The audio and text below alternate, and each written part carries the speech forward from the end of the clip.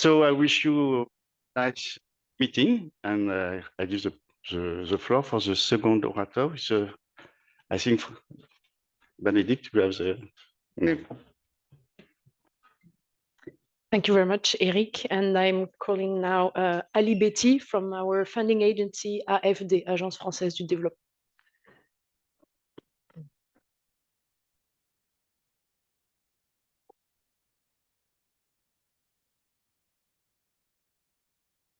C'est allumé. Désolé.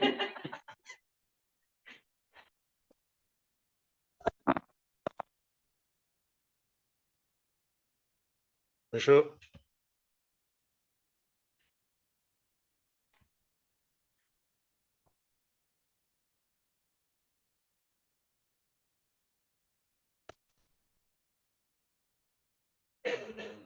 Bonjour à tous.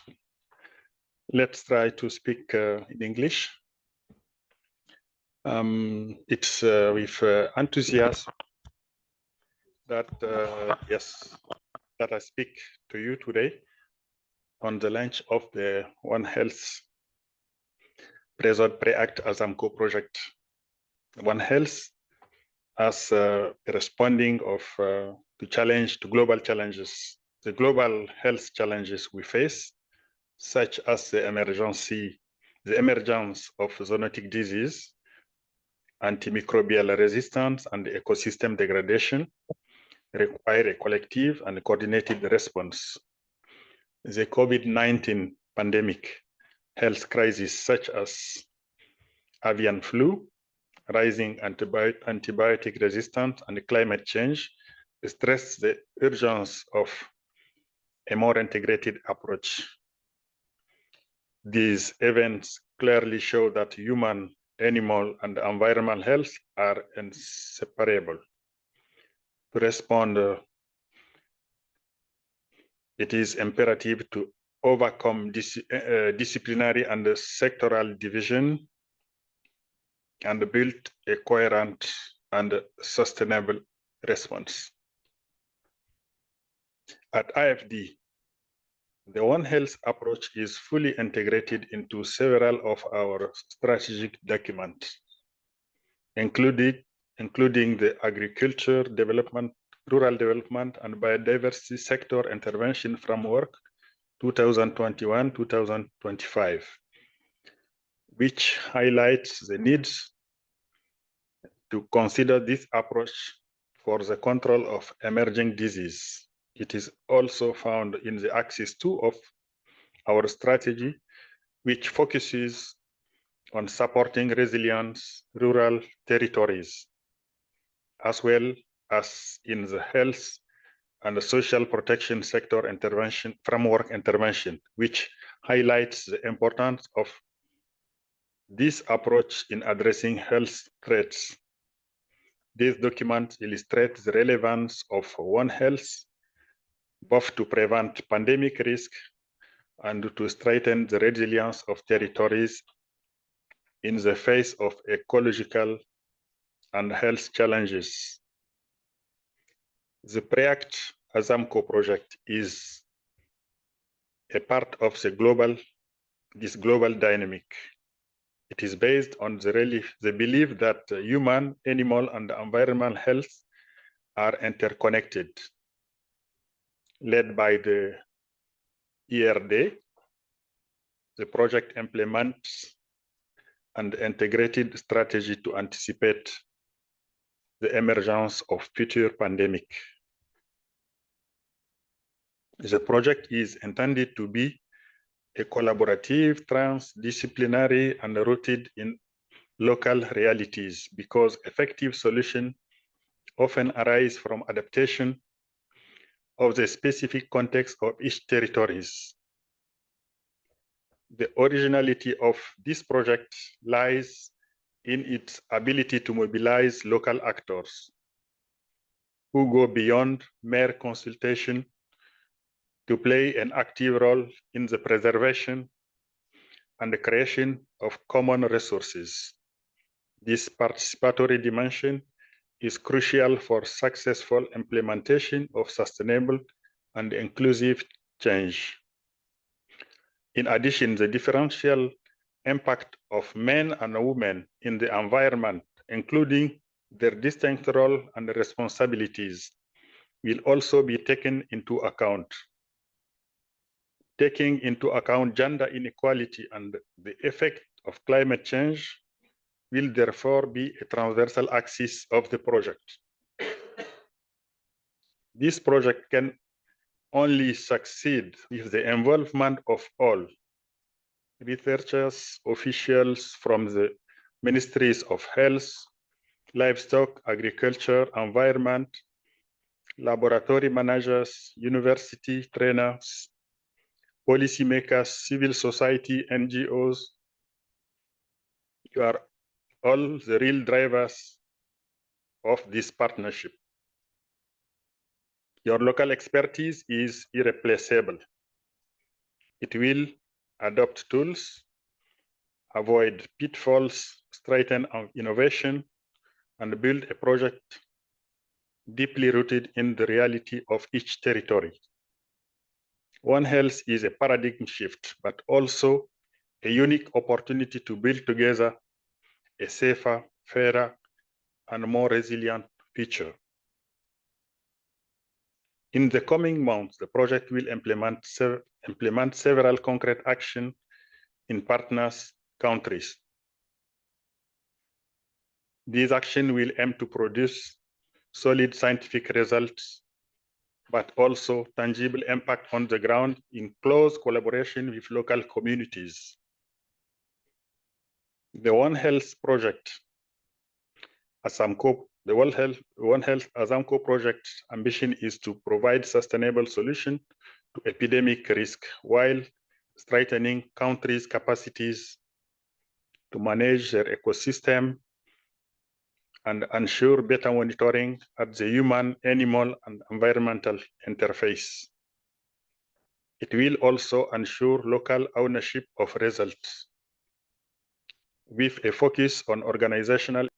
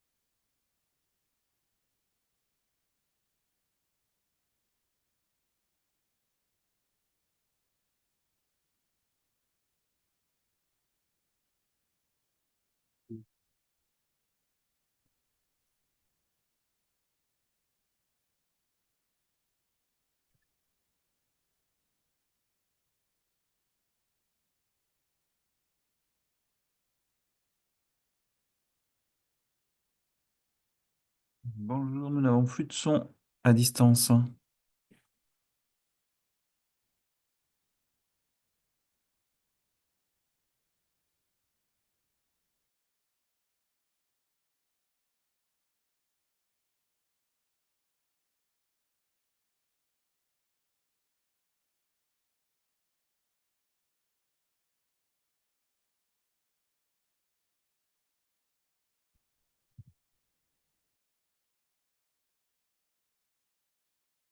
words. The first thing, person who died from coma for avian influenza, the first person who died in Ecuador, and the first case of Mexico a couple of weeks ago.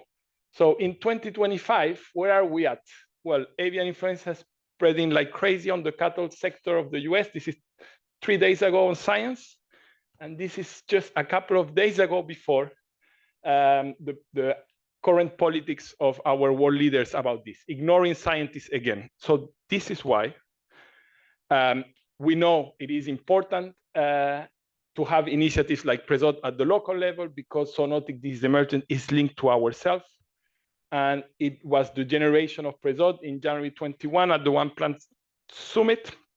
And after this little story, I'm going to go into very quickly the aims and where are we at the moment. So as you know, PREZODE is a common framework to implement and coordinate research projects. It's also a platform for data sharing and is a resources center for decision making. I think that's one of our most important tasks because it will put us right there next to the communities. It has 5 pillars, as you know. Some are about understanding zoonotic risk, like Pillar 1, co-designing solutions, Pillar 2, strengthening warning system, Pillar 3, global surveillance system to be more prepared, Pillar 4, and the cross-cutting Pillar 5, which is probably the signature of PREZODE, the paradigm shift as Mr.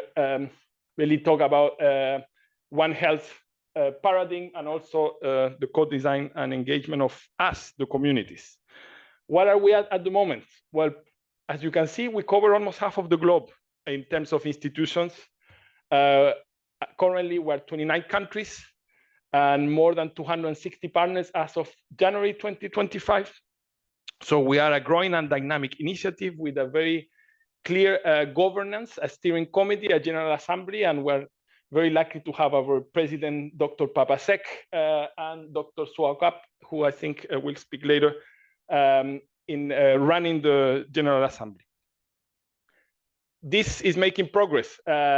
We were part, and we thank our partners for POS and Johns Hopkins. We were part of promoting the pandemic agreement, long hours of our colleagues and intervention of Dr. Papasek at the Assembly. And this brings results. It brings results such as the pandemic agreement that was finalized and agreed by most countries, but now we have to make it happen. So this is where what we're going to talk today. ASAMCO, who's part of the PREACTS, who's the first operational projects of PREZODE come to play. We also have the PEPR ANR, and our colleagues from CIRAD are making a lot of effort to have the first multi-country proposal of the pandemic fund for PREZODE. All of this to try to make our pandemic preparedness and prevention of zoonotic disease a reality. With that, I thank you very much for your attention.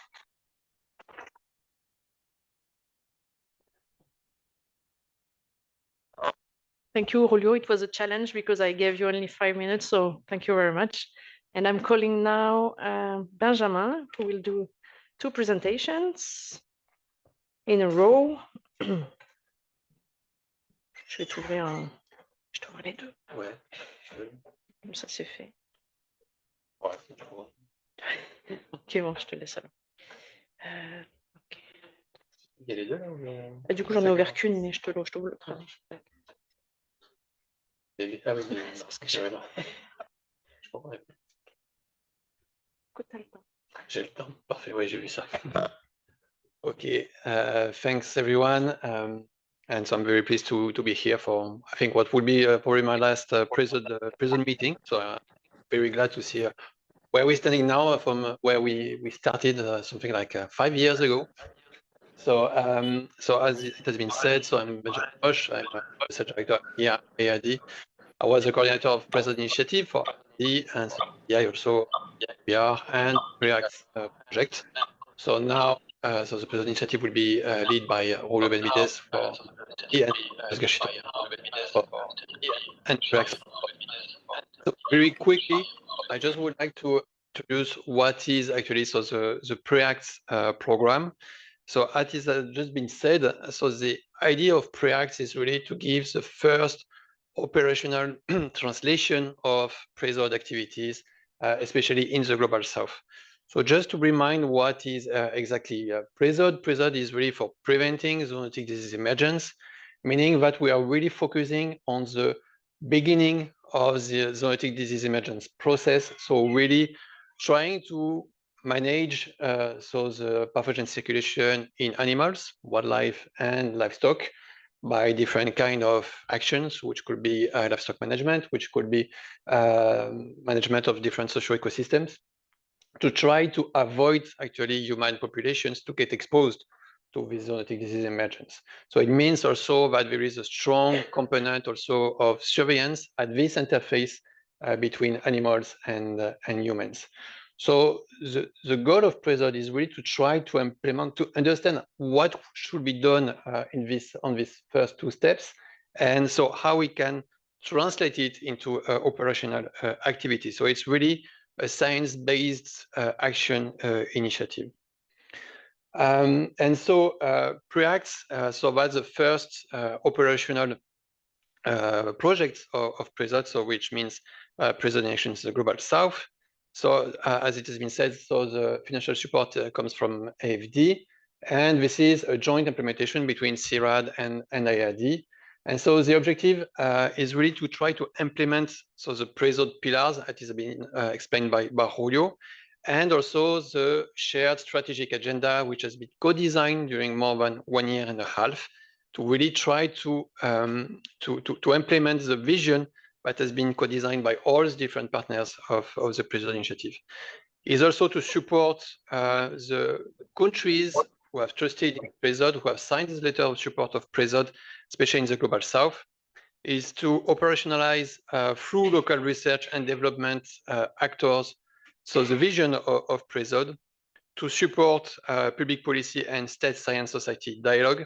And of course, something which is dramatically important is to consider gender and the climate dimensions of the different kind of actions. So the idea is that really PREZODE, so that's another slide, but it's really that we can have a lot of different programs and projects under the PREZODE umbrella. PREACTS is the first one, the first operational one.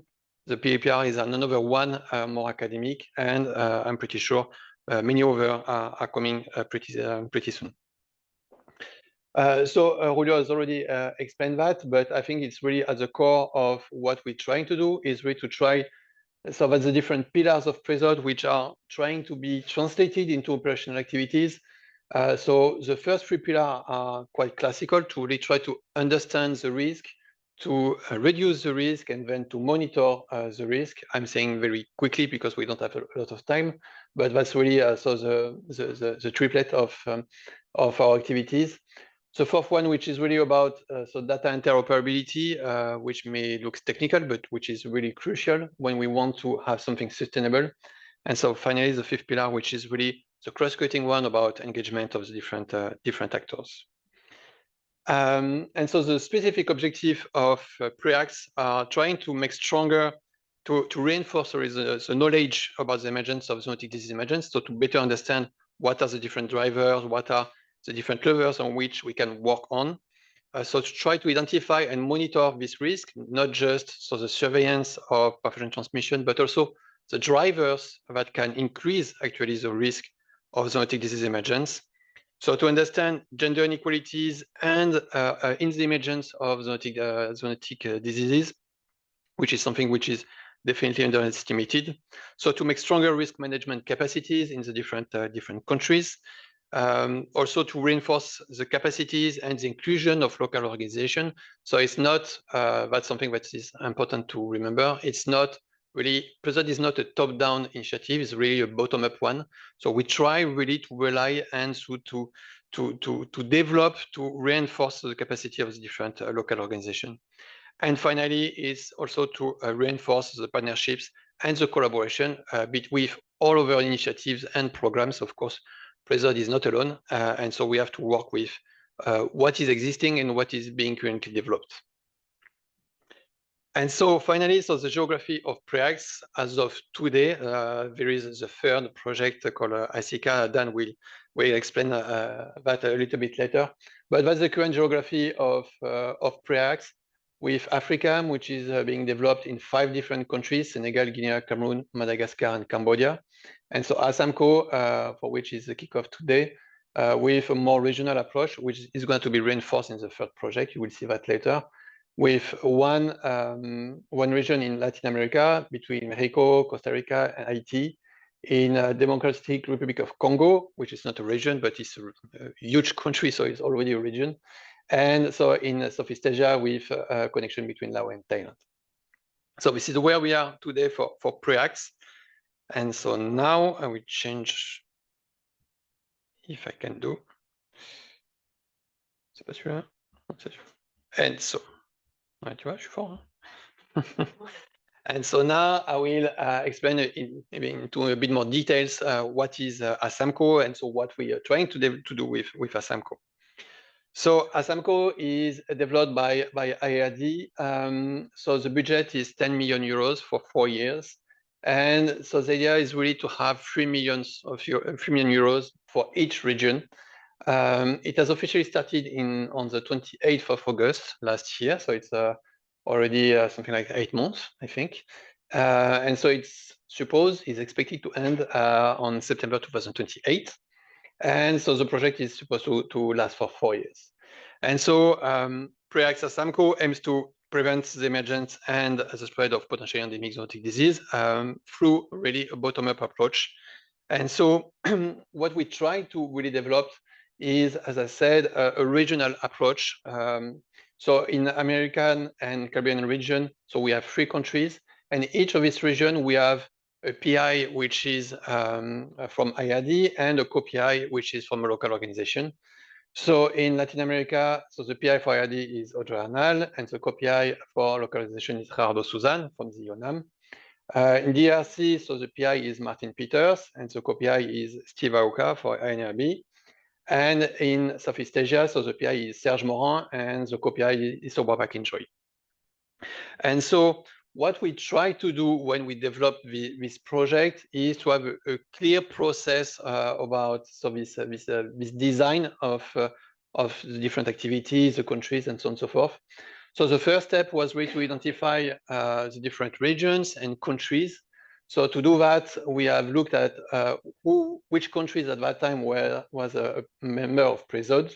Of course, a country from the south, recognized as a zone disease hotspot, with ongoing One Health projects and activity, a political will and mobilization, and pre-existing and strong partnerships.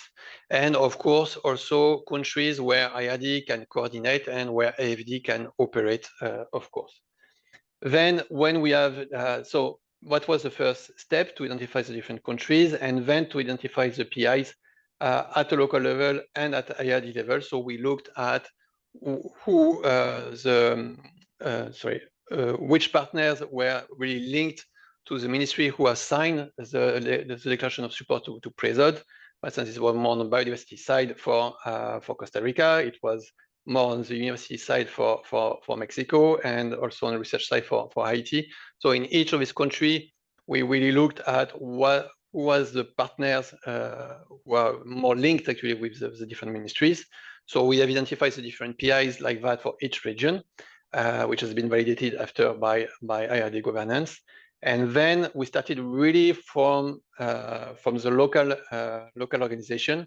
And so we try to develop the local organization with the local PI, so the local organization, to really try to co-design the activities with a first cycle of partners who are directly linked with the ministries who have signed the declaration of support of PREZODE. And finally, after, so the last step was to see how we can try to articulate these different activities with other projects, including, of course, with AFRICAM at that point, but also with other projects from different countries and different funders who are working in these different countries. And so the main partners in each of these regions, so I'm not going to detail everything because every region is going to present a little bit its activities. But we have a good mix, I think, between research universities, research institutes, universities, NGO, and also different Ministry of Health, Ministry of Environment, etc., etc. So the expected impact of PREACTS, so that's something that is really important to remember. It's not a research project, it's really an operational project. So the goal is really to have a local impact on public policies, on surveillance system, on socio-ecosystem management, etc. So the first three expected impact is really to try to build up resilient socio-ecosystem while, of course, reducing pressure on biodiversity and environmental health, is to try to improve early detection and surveillance network from local to global, and so to empower also local communities, national stakeholders in the reduction and early detection of emerging risks. So the next kind of impact we want to have, so this one was really on the local impact that we can have, but we also want to make stronger so collaboration and trust between the different sectors, levels, type of partners, also from local to global, to ensure also political engagement and evidence-based policy changes, and to ensure that we are developing ethical practices in these different activities. So ASAMCO, of course, is following so the different pillars. So we have here we just removed so the data interoperability pillar because it's something that we try to be a bit transversal across PREACTS. But as you can see, it's really following actually the main components of the PREZODE initiative. So understanding, reducing, and monitoring the risk. And so the cross-cutting components, so we try to make it a bit more detailed with really specific action on gender equity, on policy, science, society dialogue, and also with climate change. I don't know how am I with time. We have time because here now it's about synergies. Do you want me to talk about that now or later? Yeah, maybe later. Okay, good. it was good to ask. Okay. Okay, so I will talk about that so at the end of the morning. So thank you.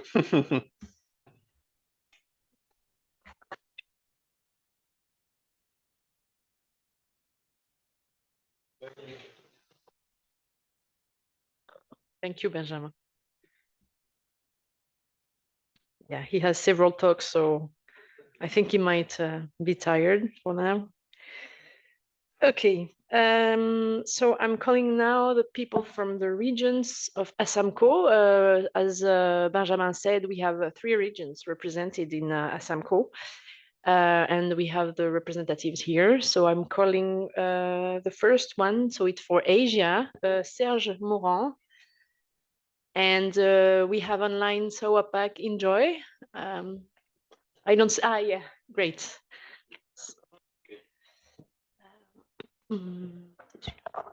Sawadee krap, Dr. Joub.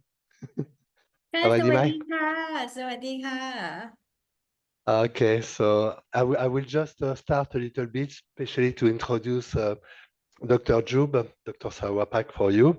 And for this, so up I go there. And I will after give you the floor, Dr. Joub, and you will go on, you will ask us for the slide. So Dr. Sawapak or Dr. Joub, because in Thailand people are using a nickname.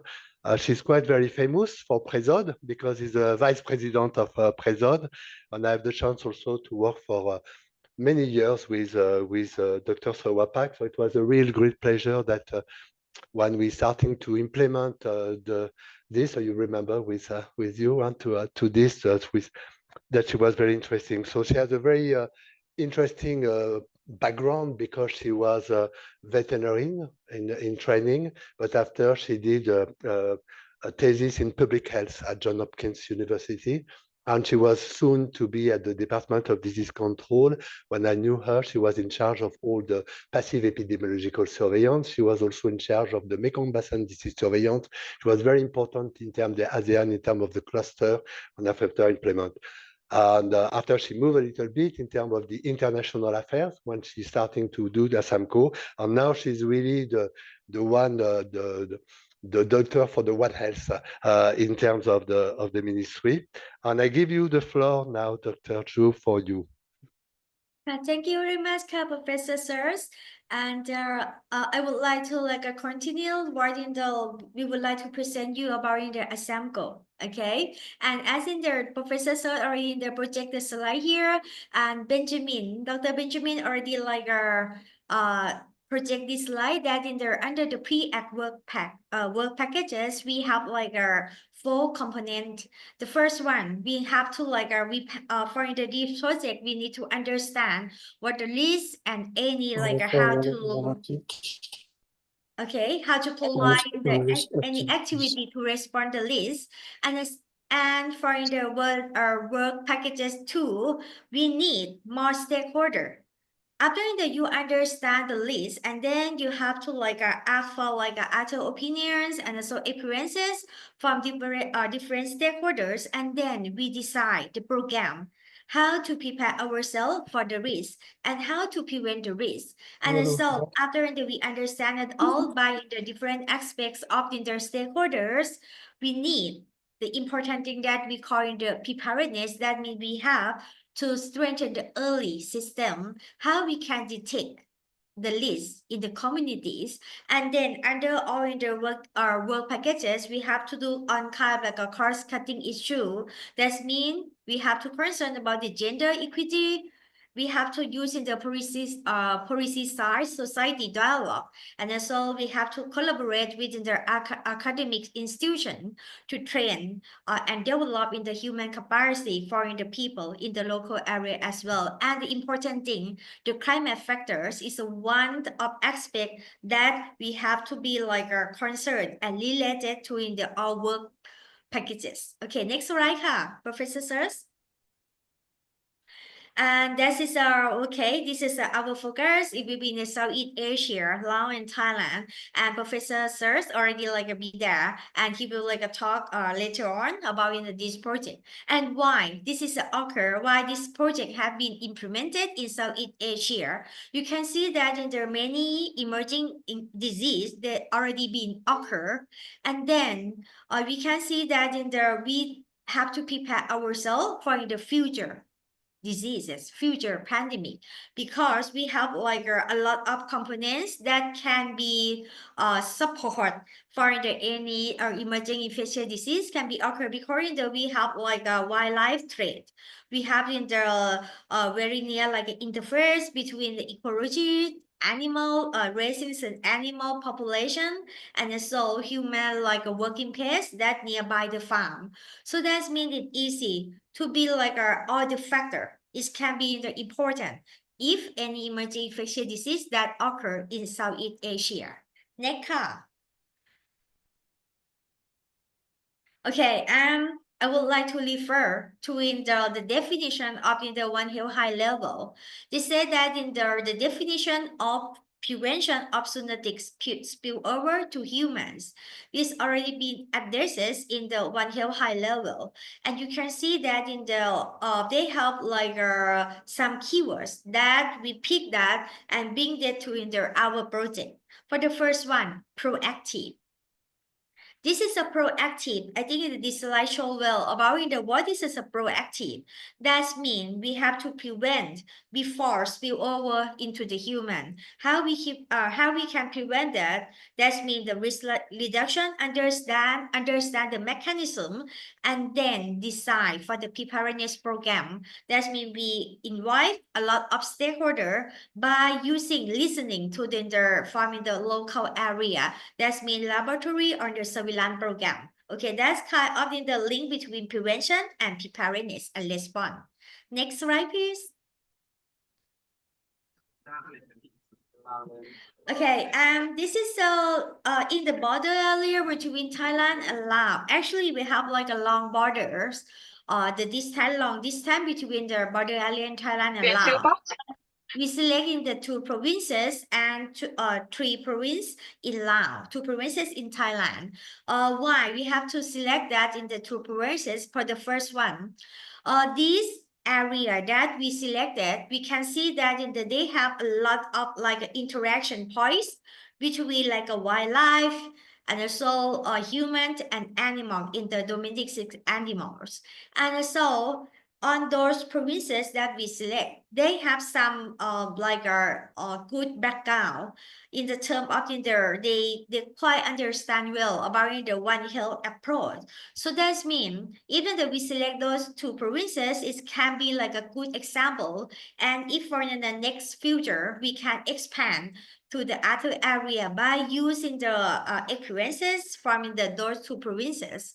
And so in those 2 provinces, they have like a how you call just like a bottom up approach, top-down approach well, because those 2 provinces, they have the provincial governors and also Ministry of Interior that in the way we very close to them. That's meaning they can understand what we plan to do and they can support us.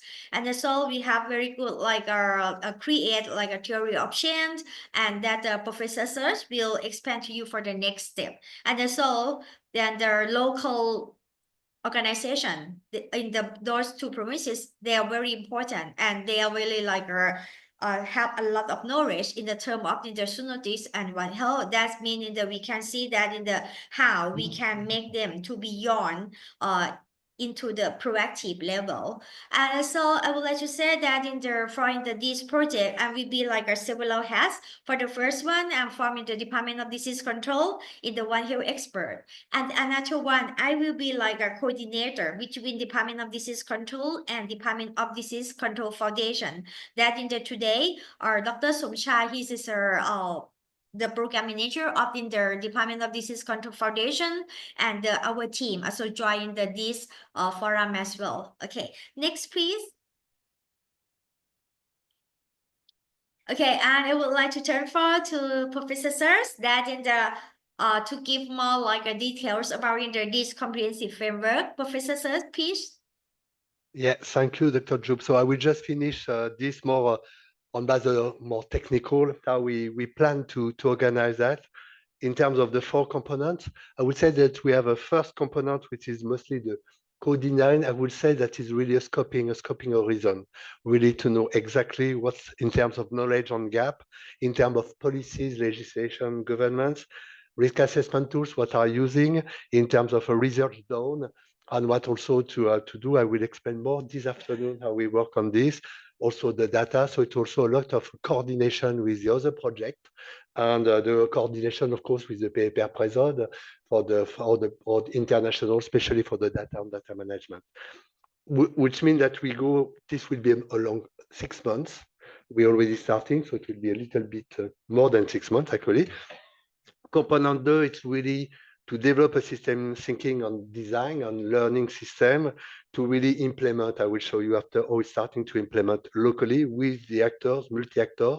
We use a theory of change that we can really at the very beginning and follow up what will be the different pathways on especially what are our objective, what is also the objective that is out of our control, which is important that to make, and to have some indicators all around. And the implementation, the achievement, and after to go a little bit in the component 3 in terms of smart surveillance, really at this interface between national parks, wildlife, and the livestock, very important things of the livestock. Component 4, we put a lot on the public policy related to zoonotic prevention, climate change, and gender.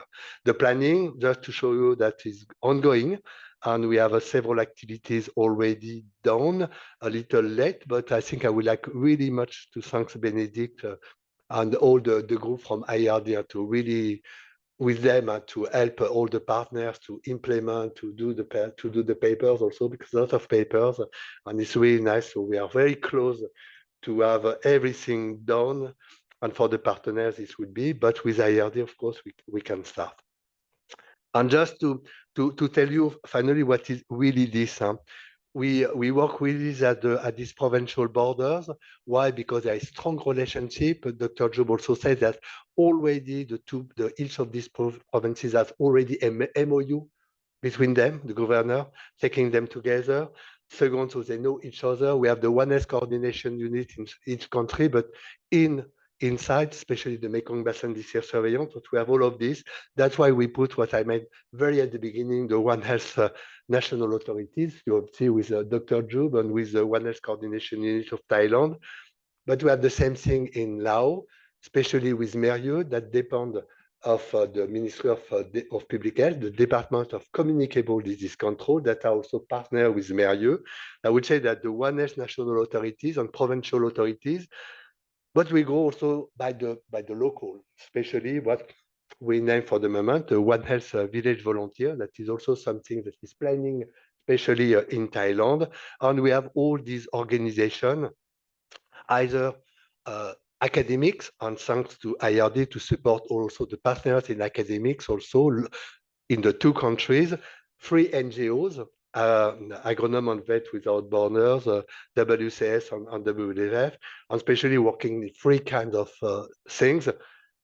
In the north of Thailand, Laos will be more at the forest ecosystem, especially community forest and reforestation in Thailand.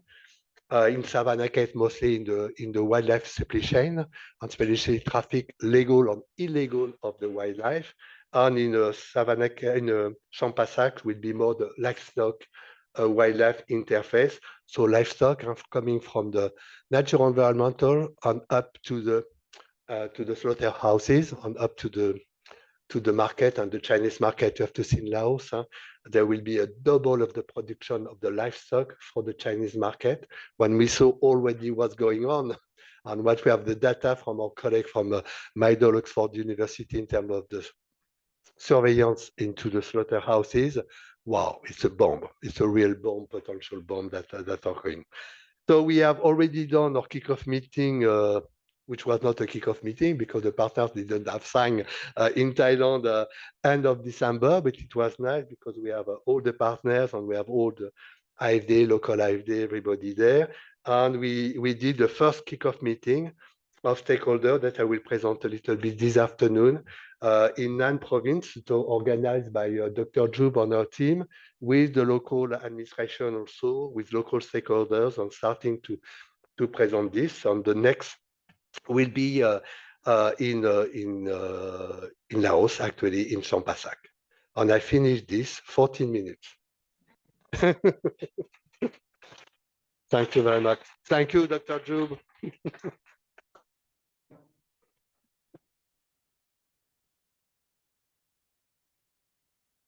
Thank you very much, Serge. Now we're continuing with Latin America, and we are very pleased to have 2 representatives, one from Mexico and one from Costa Rica. Thanks for being here with a long travel too, as Serge. So, Rosalina, you can come and feel free to.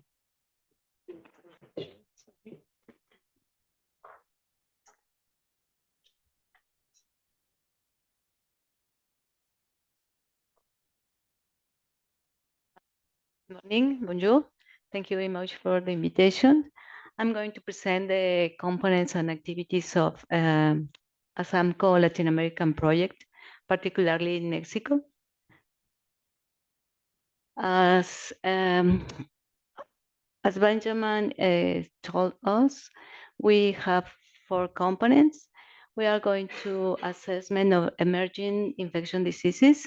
We want to know the risks for zoonosis in our areas, and we are focusing in characterization of zoonotic pathogens. I will try to be faster. Thank you. The second component is the reducing of the risk of emerging diseases, infection diseases. For that, we are going to develop some strategies and methodologies, and we have to make creating modeling and decision making and ecosystem management. And also, it's very important for us to the standardization and community engagement. We are working together with our partners in Costa Rica because we are trying to do this project in a regional context. So we are working hard in the standardization of our activities. The component 3 is the application of epidemiological surveillance, early detection, and socioeconomic evaluation. We are focusing on awareness, the stakeholders' engagement, Also in development the early warning and prevention systems, and the capacity building and community training. One of the most important part of this component is the monitoring and evaluation of all those activities and of the monitoring risk and monitoring systems. The last component is the understanding gender inequalities, climate change, and public policies in zoonotic diseases. This is a very interesting component and difficult for us because we are, as I mentioned next slide, we will working in a very interesting part of Mexico. For that, we are going to travel with ensuring qualitative and quantitative gender parity in project implementation and training activities. Also, we want to understand the role of gender inequalities and climate change in the emergence of zoonotic diseases, and formulating gender responsible risk reduction and protection or prevention strategies in the context of climate change and public policy development. For that, the parts of the site that we are going to travel is the peninsula, the Yucatan in Mexico. As you know, it's a very high biodiversity site. It's very interesting because we have a high biodiversity site, but also in the last years, it has been perturbed for many events like anthropological activities, for example, agriculture activities, livestock activities, and also recreative activities, because this place is a very touristic place in Mexico, and we have a lot of interest part. As you know, in Quintana Roo, we have very important places of tourist activities like Cancun, for example. And also in Yucatan, we have a lot of these activities. So with the sites selected in this project were selected by the anthropization level. We selected 4 landscapes. For example, in the urban landscape is, we selected Mérida. Mérida is the major city on the peninsula. It's very crowded city, it's the most of them, the crowded city. And also we have selected a rural city that is also in Yucatan. But the interesting thing in this part is we have a lot of agricultural activities, also livestock activities. In Mexico, in this part of Mexico, we have a lot of pig farmers. This is the most highest production to pigs in Mexico. And the other side is the Rancho Caobas, that we have a rural diversified landscape. This is very important because a lot of the producers are interested in conserve the biodiversity, and also it's also not only the biodiversity but also in plants, endemic plants. So for us, in other projects, we have been found that the very interesting results in this kind of landscape. And finally, we are going to work in conserved areas. Peninsula Yucatan, as I told, is a very important place, and we have a lot of conserved areas, but the most important conserved areas is in Campeche state. We have Calquini, it is a very important place. In Nuevo Kaunas is one of the most conserved area in this. We selected the 4 sites because they are very characterized in other projects. In summary, the ASAMCO Latin American project, we are focusing on characterization in viral pathogens. We are interested in familia Orthomyxoviridae family, highly pathogen influenza virus, as mentioned before. Coronaviridae family, because we have a lot of viruses in this family that has potential risks of zoonosis. Also Flaviviridae family, because we are working with vectors also. We are focusing on principally in dengue. As you know, in Mexico, we have been in the last 2 years to many cases of dengue and fatal cases of dengue. That was our interested in that. And also the Togaviridae family, working with alpha virus. The reservoirs where we are going to study is bats, rodents, birds, and domestic animals. That's as mentioned before, because that is very important, the transition between wildlife and humans by domestic animals.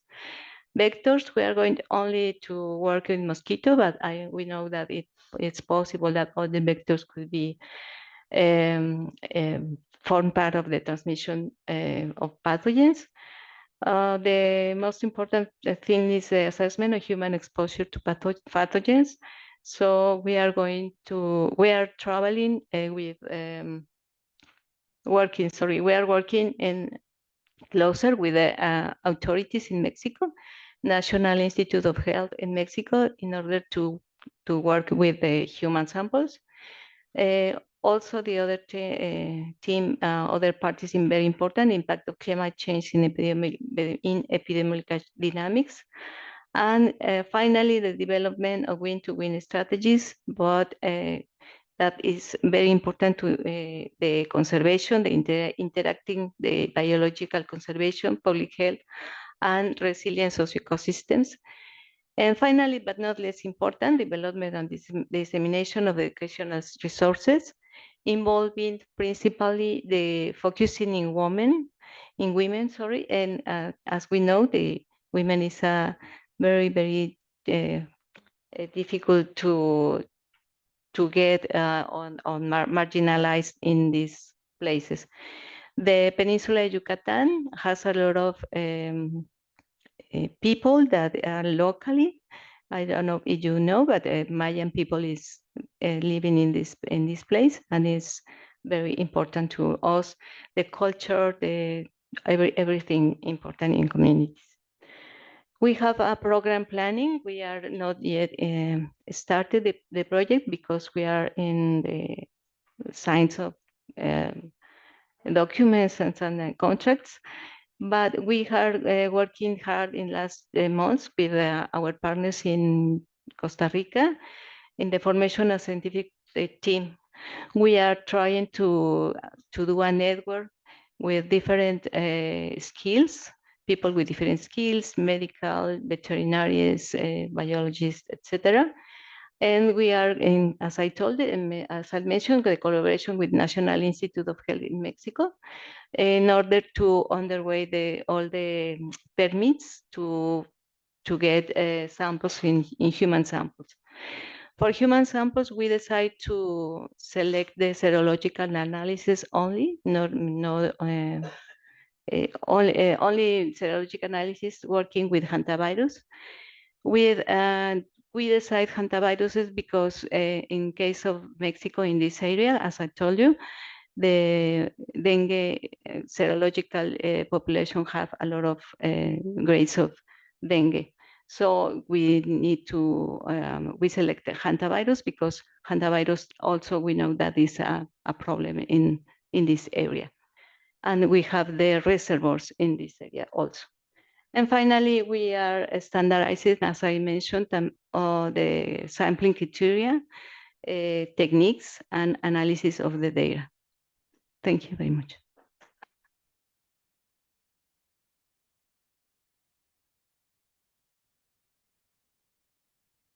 And now I'll leave the floor to Andrea Chavez to represent Costa Rica.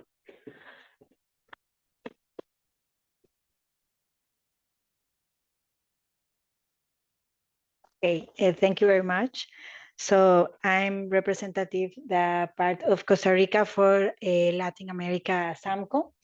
So the main objective that we have in Costa Rica is to develop and integrate a strategy to work in the prevention of zoonosis taking into account our characteristic, our cultural and our aspects related with the transmission of infection diseases.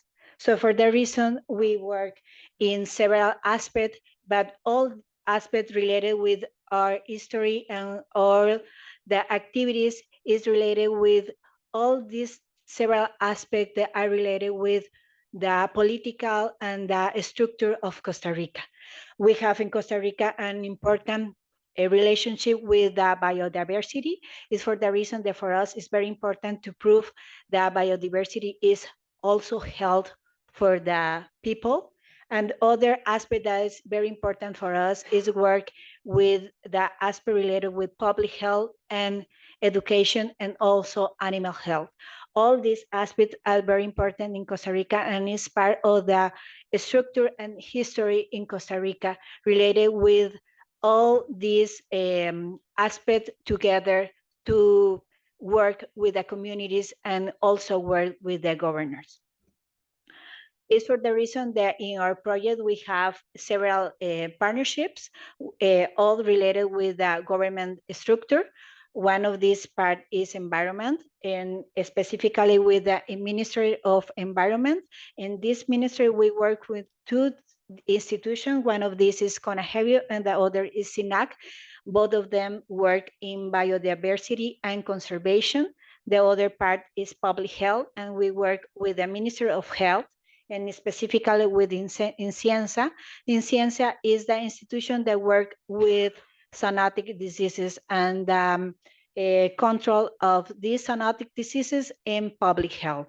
The other group is animal health, and we work with the Ministry of Agriculture and Livestock, specifically with SENASA, that is the part of Ministry of Agriculture that work with animals.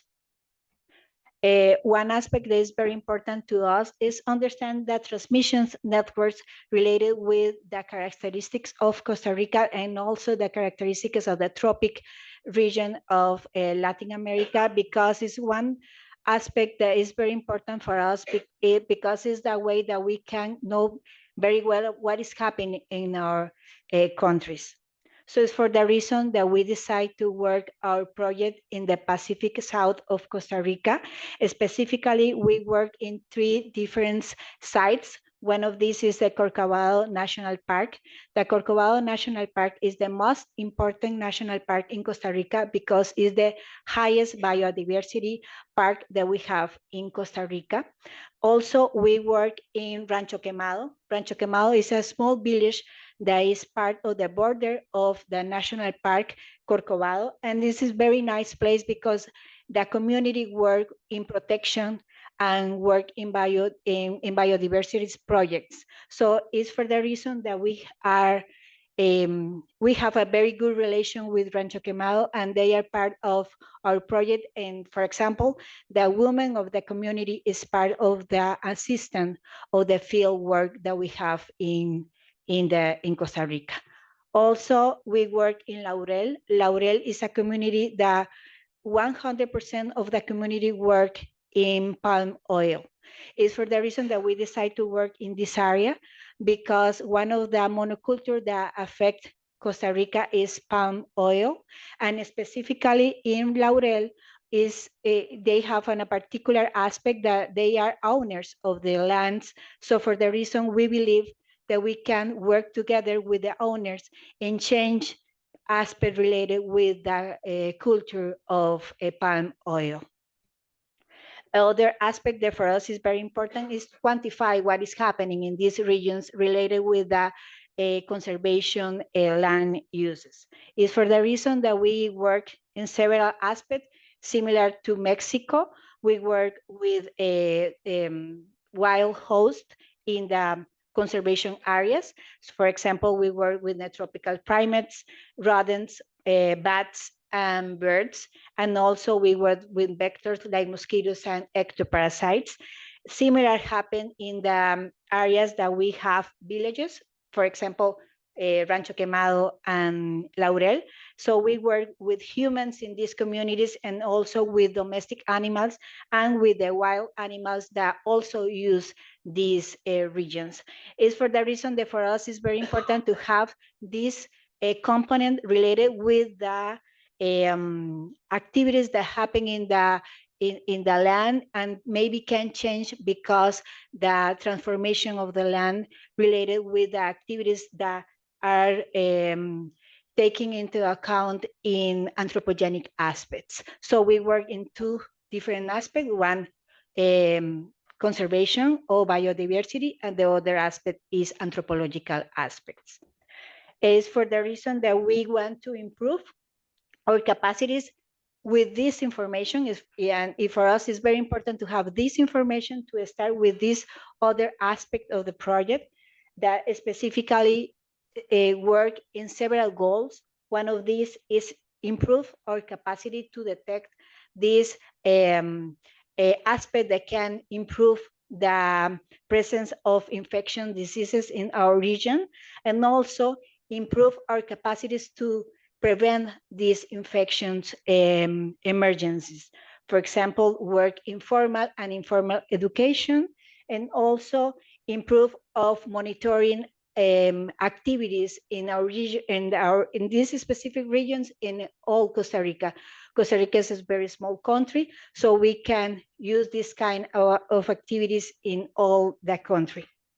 Other aspect that for us is very important is all related with prevention strategy. Is for the reason that we want to work with the communities and also work with the government.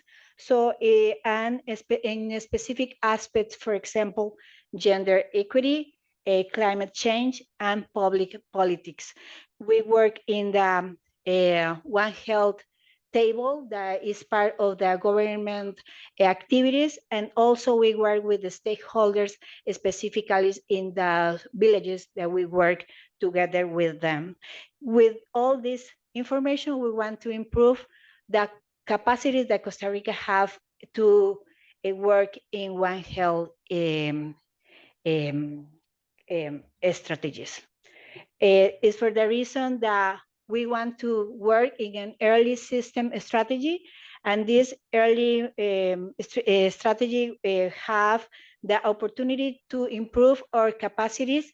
One aspect related to take into account all the risk factors that are related with the process of transmissions of infection diseases. The other aspect is to improve our education and our capacities also in the communities and in the government groups. For us, it's very important to have this kind of opportunities because countries like Costa Rica need to know what is happening in our region and start to work in aspects related with specifically cultural, environmental, and political structure that affect all the strategies related with the prevention of zoonotic diseases. Is for the reason that we are very happy to be part of the PREZODE and contribute not only in Costa Rica, but in the other Central American countries that need more than Costa Rica this kind of activities. So our goal is the countries knows that conservation is health, and we is part, all us are part of this conservation in our countries. Thank you very much.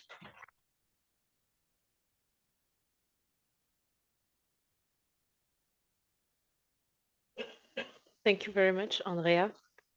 And now, last but not least, the third regions. A special thought to Professor Steve Auca, who could not be with us, and Martin Peters will present the DRC, as she is the PI for ASAMCO. Yeah. So, thank you, Benedict. Yes, for DRC, the coordination team is not in optimal condition. Steve is sick today. I'm also a little bit not 100% performant. So DRC is coordinated by Steve Auca in DRC. He's a professor of virology at the University of Kinshasa. He's also director of the Department of Virology at INRB. And his training is he's medical doctor with specialty in microbiology, virology, with a long-standing experience on pathogens at the interface between humans and animals. The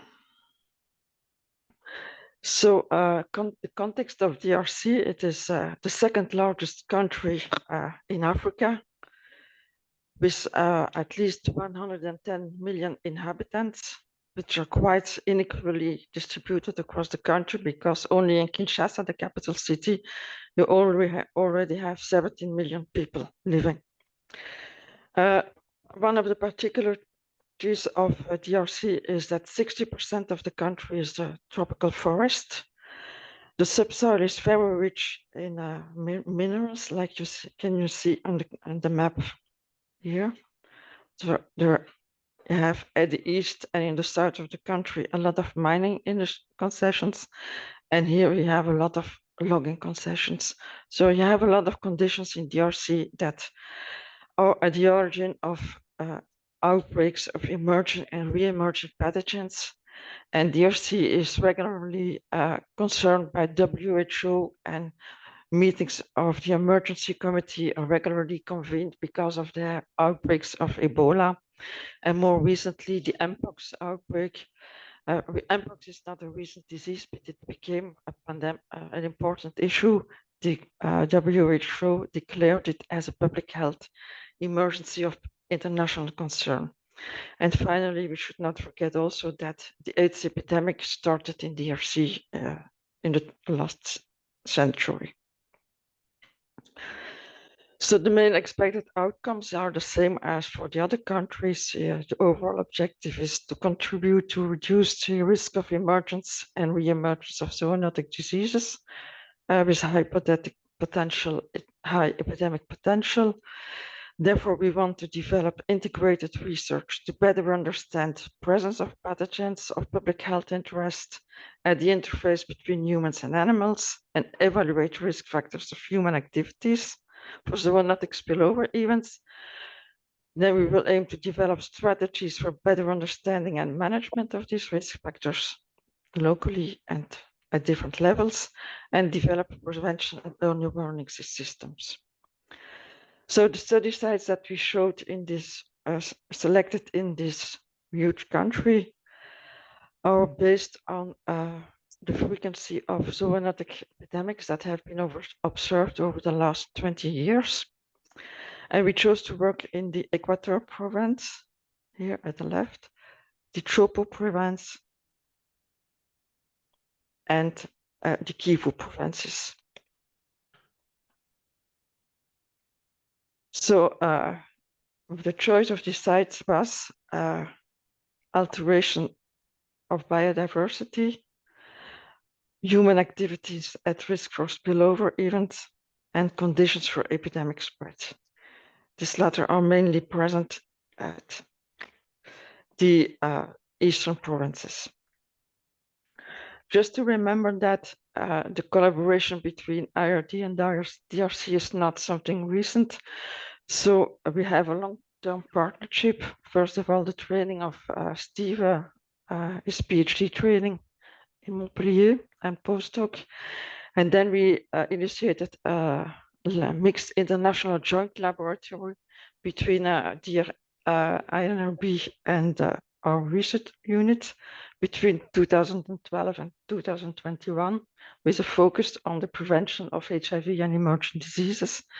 And in 2003, INRB became an international platform for global health, coordinated by INRS, INSERM, IRD, and the University of Montpellier, and inaugurated in 2020 by President Macron. So, in fact, what we do in DRC is a continuum of previous projects and collaborations, example of different projects. The collaborations we have with research institutes and universities. The main partners are the INRB laboratories in Kinshasa, but also the lab that has recently inaugurated in Goma, Kivu. We collaborate with the Centre de Surveillance for Biodiversity and the University of Kisangani in the Chopo province. We collaborate in Kivu provinces with the Centre de Recherche pour les Sciences Naturelles. So those institutes, they have a lot of experience in animal sampling and also on a long history on biodiversity in the region because they are old institutions, especially in Rio. This institution exists since 1950. And we work also with the Public Health School of the University in Kinshasa. And we work, of course, at different levels of the health systems with the provincial health administrations and health zones, different ministries and ONGs, NGOs. The main activities are, like for the other countries, component 1, assessment of the risk of emergence of zoonotic diseases, reduction of the risk of this zoonotic emergence, implementation of surveillance strategies and early detection, and finally, component 4, understand gender inequalities and climate in the emergence of zoonotic disease. So for component 1, which is a big part of the project, we will aim to study the circulation of the zoonotic pathogens at the human-animal interface in the different sites.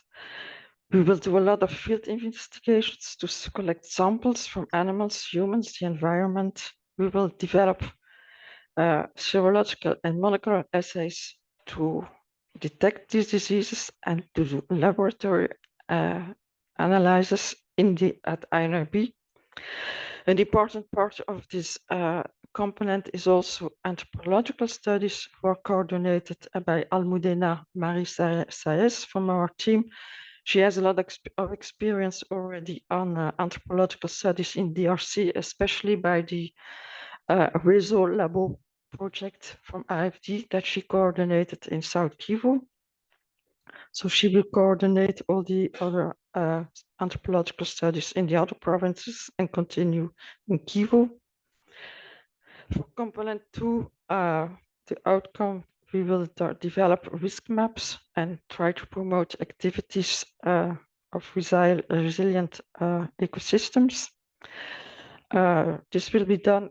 This component 2 will mainly be implemented by the Public Health School of Kinshasa. They will also do a lot of workshops to understand One Health information, develop One Health information, and co-construct development of surveillance data and the data collection tools. Component 3 will mainly concern implementation of surveillance strategies and early detection. This will also mainly be done with the Public Health School of Kinshasa, the University of Kinshasa. They will develop and deploy training models on health security, support establishment of communities, best practice. They will recommend human health resources for early detection and surveillance systems, and together with INRB, they will try to develop the deployment of training models on at the master level on zoonotic diseases. And of course, a lot of the different components will also include training of master and PhD students for the different components. And then finally, the fourth component is the identification of factors of vulnerability and exposure and perceptions of zoonosis related to gender, and identification of climatic and socio-economic factors related to exposure. This is just a summary how these different activities will be for the compounds will interact at different levels at the ecosystem, community level, institutional level, or transversal level. The organization of the project. So overall, as you know, the project will be coordinated by IRD, ASAMCO. The scientific coordination for DRC will be INRB and Transvimi unit at IRD. And the implementation partners are INRB, the Public Health School of Kinshasa, the Centre de Biodiversité at Kisangani, the Biodiversity Center in Luiro, and of course the different levels of the Ministry of Public Health. So where are we today? We already obtained the ethical approval at the end of last year. We have a first contract that has been signed between IRG and INRB that allows the transfer of funding and initiate activities, and especially to recruit a focal point for to coordinate activities. We did a field mission, a first field mission for component 1 in the Equateur province. We planned the kickoff meeting end of January, 30th of January. This was a little bit disturbed by the political events, and actually reflections are ongoing about activities for the next months and years. But with since last week, I can also mention that we were ready to sign a contract with the institute in Kisangani to start field activities as soon as possible. Already all the equipment and materials to collect samples in the field, animal samples are ready. And a field mission is planned to Equateur province and Chopo province to implement the activities on a longer basis. In each province, we will select a rural site and an urban site. So in the Equateur province, the Chopo province and the Kivu provinces, we will implement activities in both sites. We will target sample collection on bats, rodents. We will include also squirrels because they play a major role in some of zoonotic diseases like Mpox in DRC. We will work on bushmeat sampling, domestic animals, and patients with fever in public health centers and household surveillance. Testing of these samples will all done at INRB, either in Kinshasa or in Goma. And of course, together with these activities in each province around the sample sites where we have samples collection, there are anthropological activities will be implemented also. Among the transversal activities that we propose is mainly improve sensitivity and specificity of detection tools of viruses in animals, in wildlife, because if we want to know which virus or pathogens study in wildlife, it is important to study large numbers of these animals over large geographic areas and over different time periods. And this can only be justified by non-invasive or non-lethal sampling of animals, which has as implication that you will have suboptimal samples for viral detection and limited volumes. As you can see here, we're taking a swab in a saliva sample or a small blood drop from a blood on a dried spot sample. So what we propose is to develop and improve the sensitivity of high throughput serology testing, develop and improve molecular detection, pan detection, viral detection methods, improve full genome characterization on these small samples, develop SOPs that we will share with the other participants of PREACTS countries, and we propose also to train partners from the other countries. So we will have, of course, a lot of synergies with the ASAMCO countries from Latin America and Asia, and also from African projects. And this is currently already ongoing with Guinea and Cameroon. And of course, there is a lot of synergies with other IFD and international One Health programs in DRC. Just to show a little bit what we did on the field activities and how difficult it can be to do some field activities in this country. This is the field mission that we did last year in the Equateur province, which the objective was on Mpox, because Mpox, because it has been declared as a international public health emergency.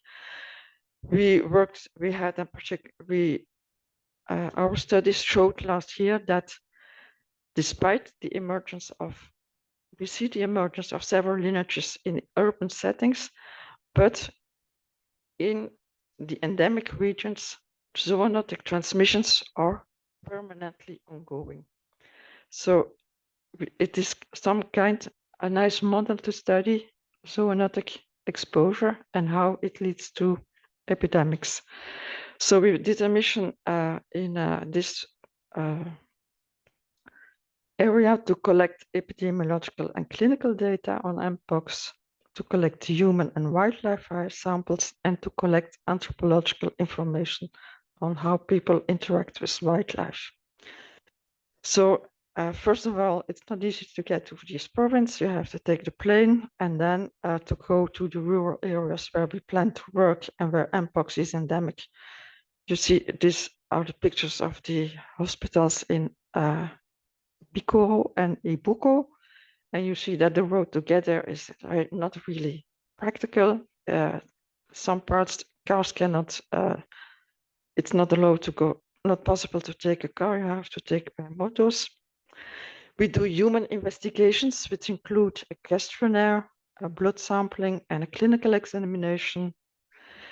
We do animal sampling in the wild, in the natural environments. This is an example of a traditional squirrel trap. We kept rodents in the natural environment, but we capture also rodents which are close to the humans in the houses.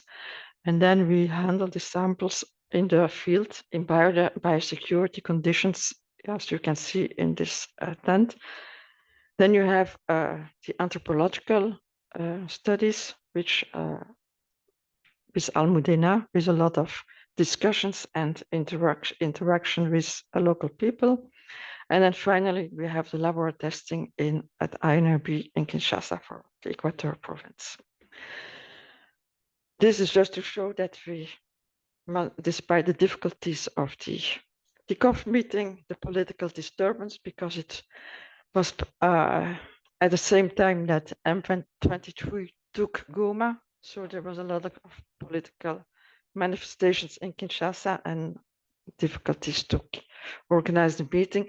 But many partners were in Kinshasa and we were able to discuss with them and plan the activities. Anyway, so thank you for your attention.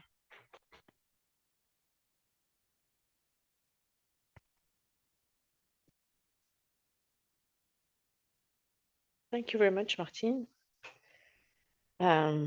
You finished with the synergies with the other PREACTS projects, so this is an excellent transition. And I leave the floor to Marie-Marie Olive to present Africa, which is the first of the 3 projects of PREACTS. Yeah. Thank you very much. Good morning. So I'm Marie-Marie Olive from CIRAD, and I am in the scientific coordination of African project. So you already know that African project is implemented in Senegal, Guinea, Cameroon, Madagascar, and Cambodia. And I am just coordinating the project, but in each country we have team leaders from CIRAD or IRD. And in each country, it's a team from a researcher from IRG and a researcher from CIRAD, but we also have local coordinators that coordinate all the activity with all the partners in some countries, such as Cameroon and Guinea. And we also have a team of coordination in France, in Montpellier. So within the African project, we have more than 30 partners, and these partners come from national authorities. We work with One Health platforms, but also with ministries of health, ministries of agriculture and environment. And we also work with universities. We have more than 30 PhD students working in the different countries. Most of them are PhD students from the country, Senegal, Guinea, Cameroon, Madagascar, and Cambodia. And we also work with research institutes in each country. And we also work with NGOs such as WCS, but also PIVO and AVSF. So in each country, the main objective of the project has been built with the partners.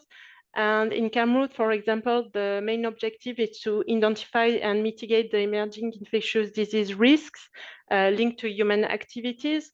There are different objectives according to the countries and according to the project that have been developed in each country.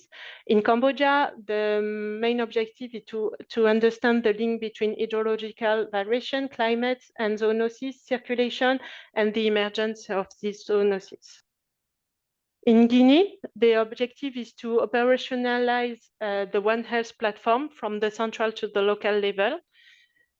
In Madagascar is to develop an integrated surveillance system.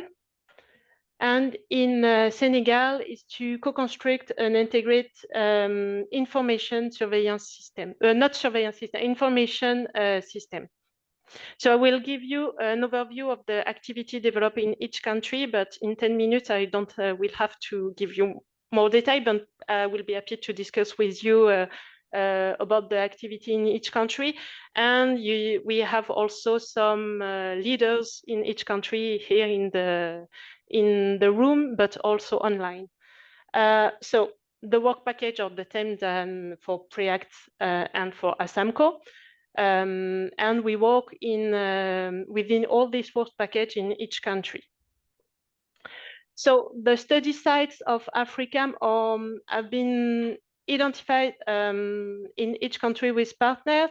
In some countries, such as Senegal and Madagascar, the study sites are linked to national parks, for example. So there are activities linked to conservation, but also detection of emerging disease and understanding the circulation of pathogens. In other countries, such as Guinea and Cameroon, the activity are broad and are developed at the national level. And also in Thailand, there are activity in 3 study sites linked to water and disease transmitted by water. So in Cameroon, the activity are developed within the 3 work package and a transversal package. And there are a lot of activity to understand the link between human activity and the circulation of pathogens, with several activity to detect pathogen in human, but also animal, domestic animals and wild animals, and to identify the risk factor associated with this pathogen. There are some activities about the risk mitigation with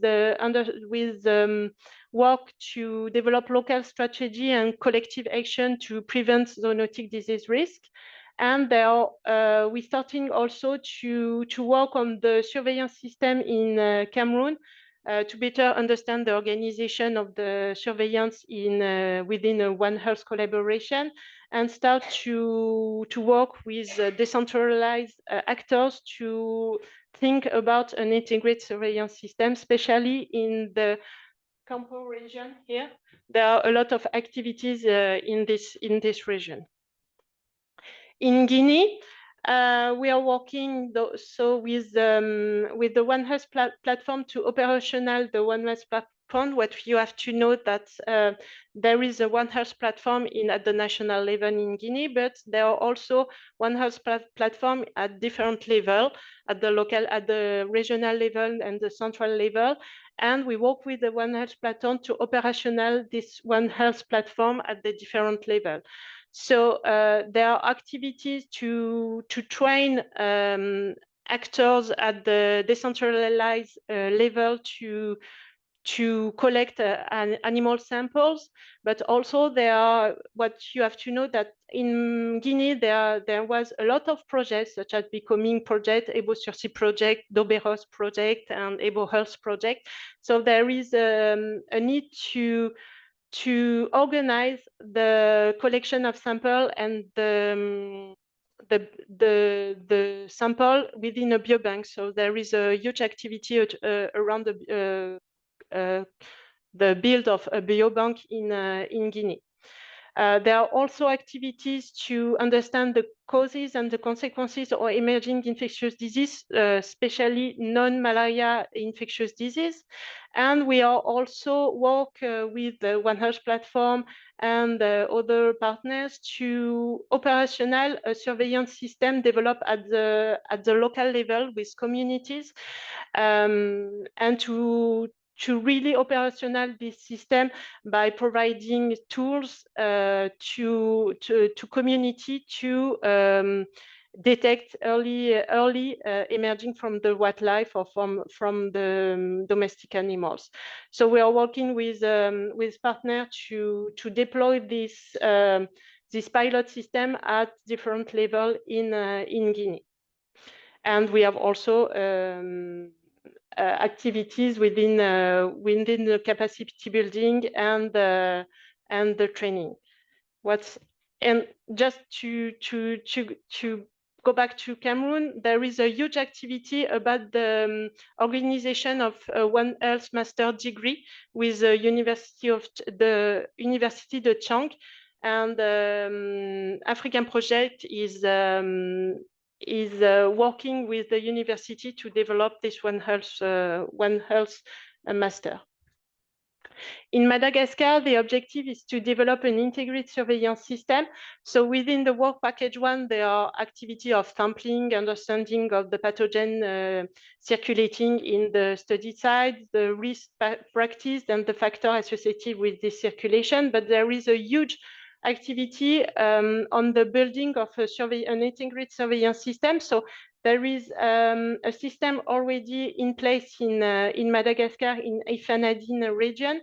For it's the ComCare system, that it's a community-based surveillance system that is strengthening by African project, and the partners work together to build surveillance system in wildlife, especially with WCS, but also at the ecological level in the forest with Valbio, and also to develop a surveillance system in domestic animals with AVSF.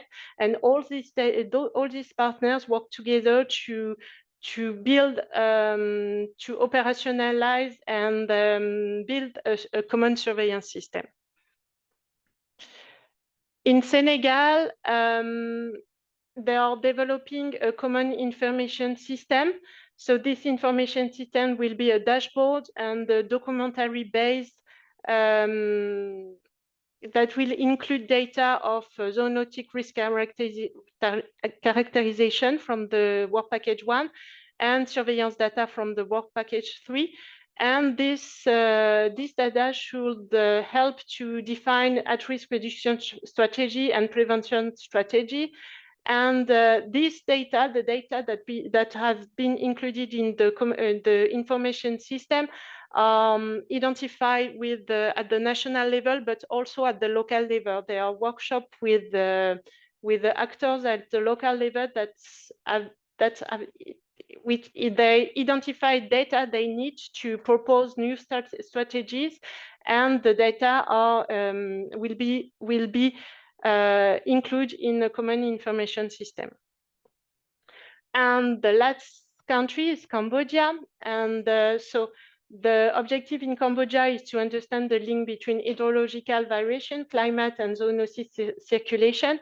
And there are projects, there are activities within all this work package from the ecosystem level to the central level. For example, there are a lot of activity in Batabang region around water and the link to leptospirosis, but also there are activity in Stone Trunk to work on the implementation of an integrating community-based surveillance system with WCS. So it's a huge view. Yeah, sorry. So maybe now we have to discuss about synergies between Africa and ASAMCO. Martin has already worked on the synergy between the the work package 1 and work package 4 in the African region. But with Manon, we will have to work together, and with the responsible of all the work package, we will have to work together to identify synergy. For example, there are in Cambodia, we already have a map of the project and the activities in the One Health project and activity developed in the region. Maybe we have to discuss together, because this mapping is already in the PREZODE database of the project. So I know there is an activity in Thailand for mapping the project, but we are also synergy to have in the development on early warning systems, for example. And in the work package 1, I think there are a lot of synergy to develop together. Thank you.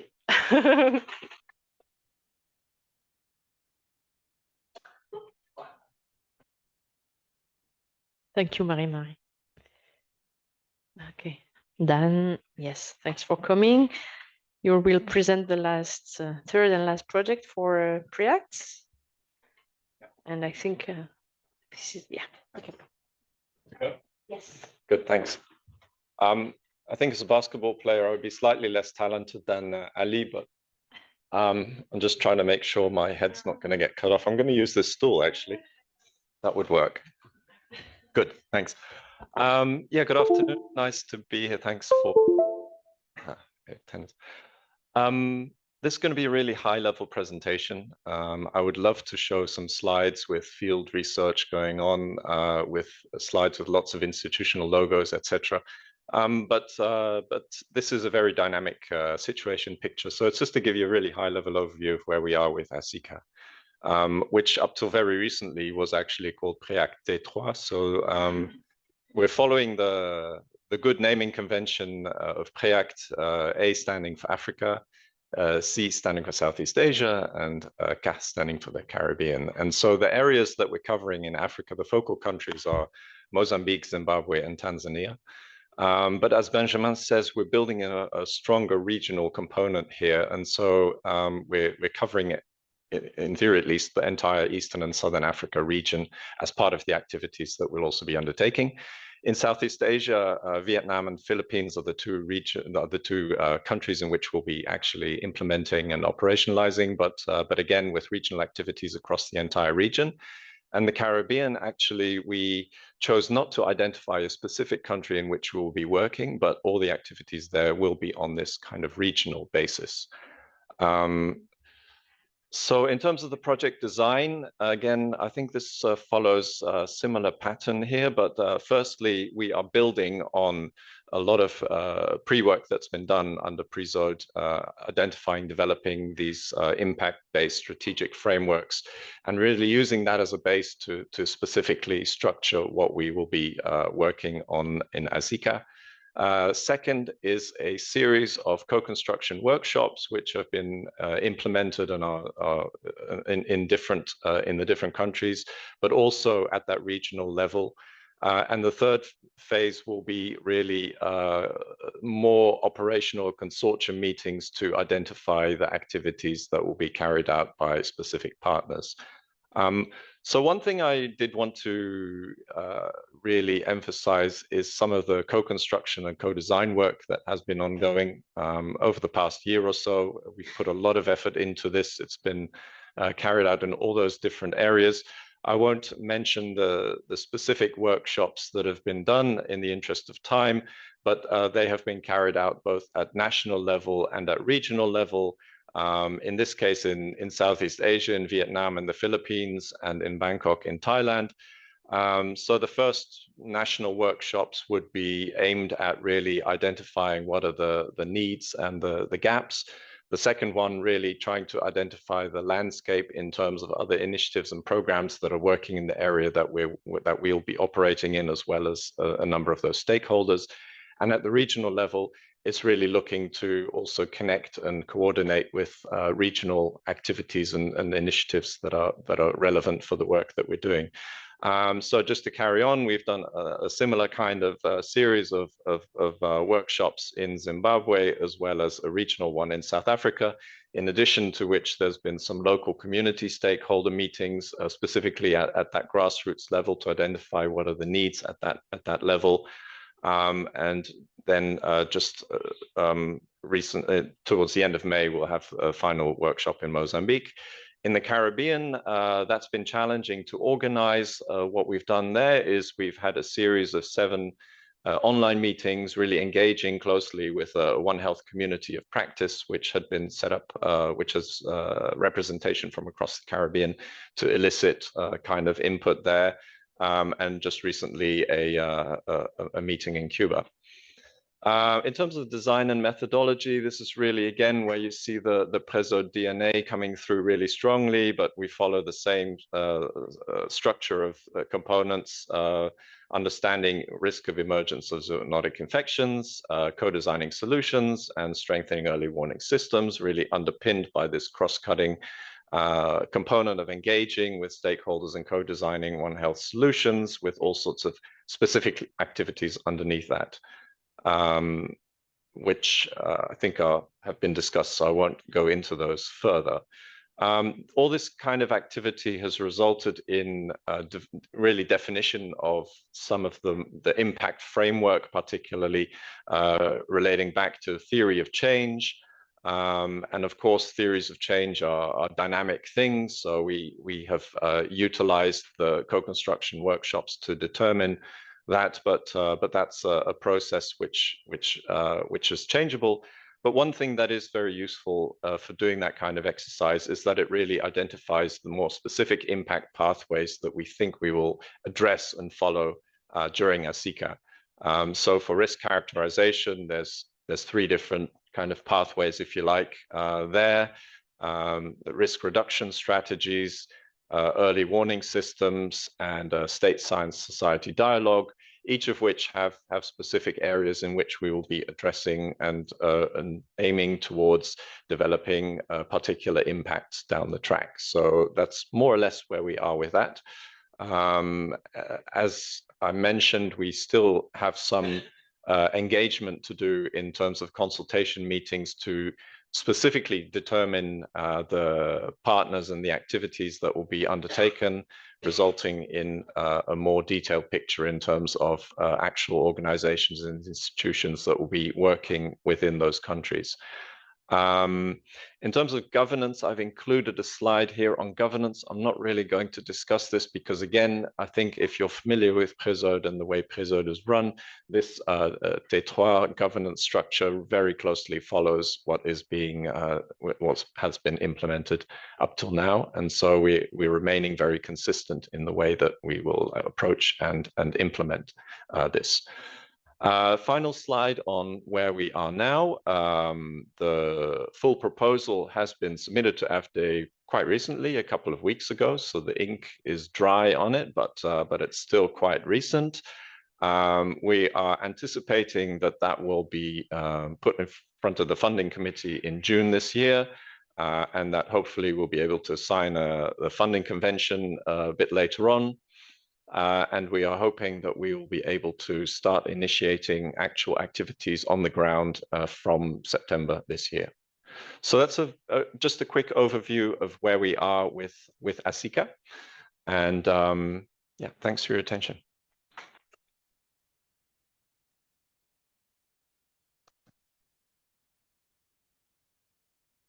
Thank you, Dan, for this first presentation. Now I can explain why I kicked Benjamin out earlier. It's because I think it's a very good conclusion that we'll have now. Yeah. And a very good transition because we have mentioned different challenges. And so Benjamin will wrap this up before we have questions.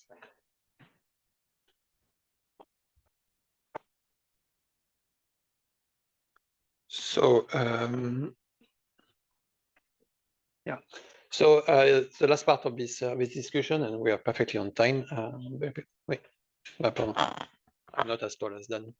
So yeah, it's really to start to have a discussion also, and so to highlight a little bit how we envision actually the synergies between all the different PREACTS project with ASAMCO and also with more globally with the PREZODE initiative. I think one of the biggest challenge that we have here is that we have to address at the same time local and global scales. So of course we have to develop prevention strategies and surveillance strategies that are really carefully tailored to the local context. But of course, to have a global impact, we need to connect them together in order to increase their importance and their impact. So really, it has been at the heart of PREZODE since the beginning. Each context is different in terms of factors, in terms of ecosystem, in terms of epidemiology. So we really have to start from this, and so to see how to connect that together to have this global impact. So there is different ways to do that, and so that's a little bit what I'm going to discuss now. So we can of course do that through a regional approach in order to connect the different contexts that have some kind of shared background actually. Also through a joint framework. For instance, of the different components that are going to be developed in PREACTS. Also through a thematic approach, and finally, to try to connect what we're doing with the international context. So the first thing that we really have to think about is that PREACTS and each activities of PREACTS are expected to have a local impact. So it's really, we're trying to develop research and operational activities that could be useful, really useful for the different actors, different authorities to develop and implement prevention strategies in each context. So one of, I think, of the key point of what we're trying to do with ASAMCO and more generally in many different projects within PREZODE is to try to develop this kind of success stories to try to scale up solutions. So really to show, to demonstrate that this kind of prevention strategies, this kind of One Health surveillance as interface of animals and humans can really work and can really do have an impact in order to provide the arguments, so to try to convince also authorities and international authorities that we should scale up this kind of solution because they are cost effective and also more efficient in terms of decreasing the risk of these zoonotic outbreaks. So inside ASAMCO, so it has already been slightly said by Martin, but we have allocated a budget in each region to try to develop this kind of synergistic activities within ASAMCO, but of course it's definitely open within the whole PREACTS program. So it could be, so I've been super quick, it's not serology assays, but it's all the protocols, shared protocols, and so on and so forth for viral surveillance that is going to be led by DRC. So in order to also help other countries and other regions to try to improve their protocols and also to try to have something standardized that could be compared afterwards. So in Asia, it's much more about developing this kind of nature-based solution to implement prevention of zoonosis.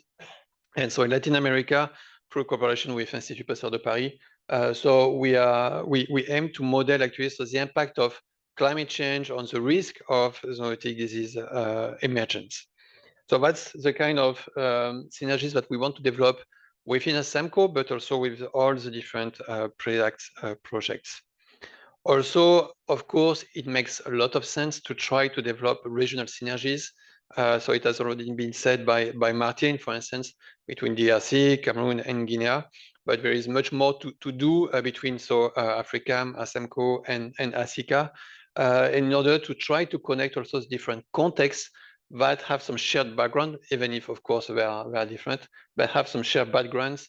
Also, a long history of collaboration between also different partners. So that's another way to develop synergies also inside the PREACTS program.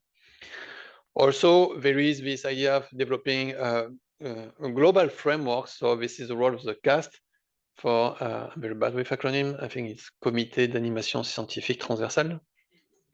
Finally, my last day, I got it.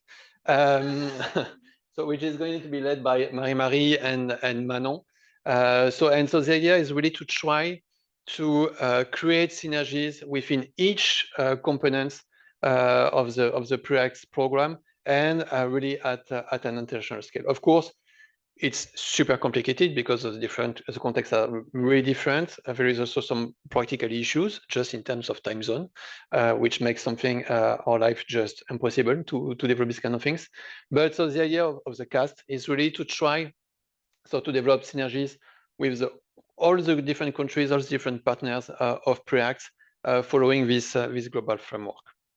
And so finally, just to end, so we do believe what was really the goal from the beginning of PREZODE is really to try to escape this kind of panic and neglect cycle.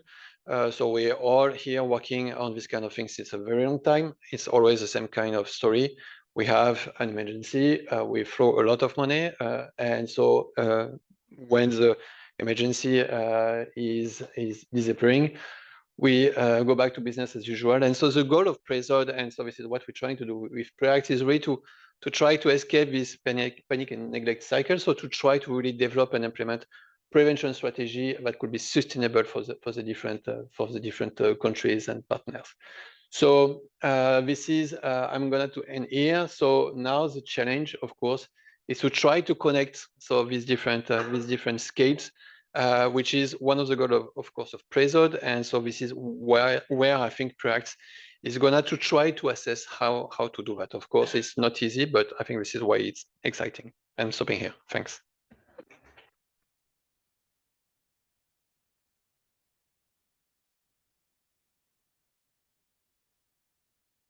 Thank you, Benjamin. We have a quite perfect timing. So thank you to all the speakers for having respected that. Now there is a time for questions, and we'd like to probably shift from the people online and from the room here. So we'll take some questions now. So feel free to raise your hand either online or here in the room. Yes, Julio. Thank you very much. I wanted to ask the colleagues from Latin America if they could speak about IT that was not mentioned on your presentation, IT, and also to CIRAD colleagues, because IT is also Caribbean. So is there IT on both ASAMCO and ASICA? So I'm just going to reply on IT. So actually, right now it's not possible to implement activities in Haiti for security reasons, of course.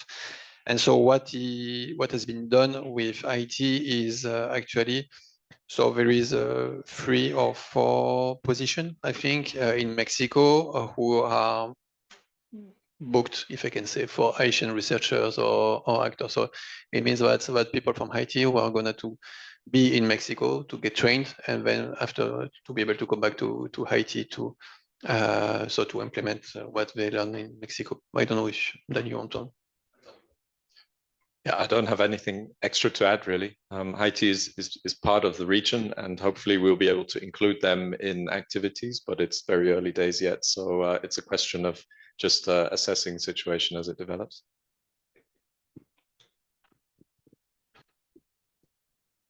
Other questions? Or remotely, do we have questions?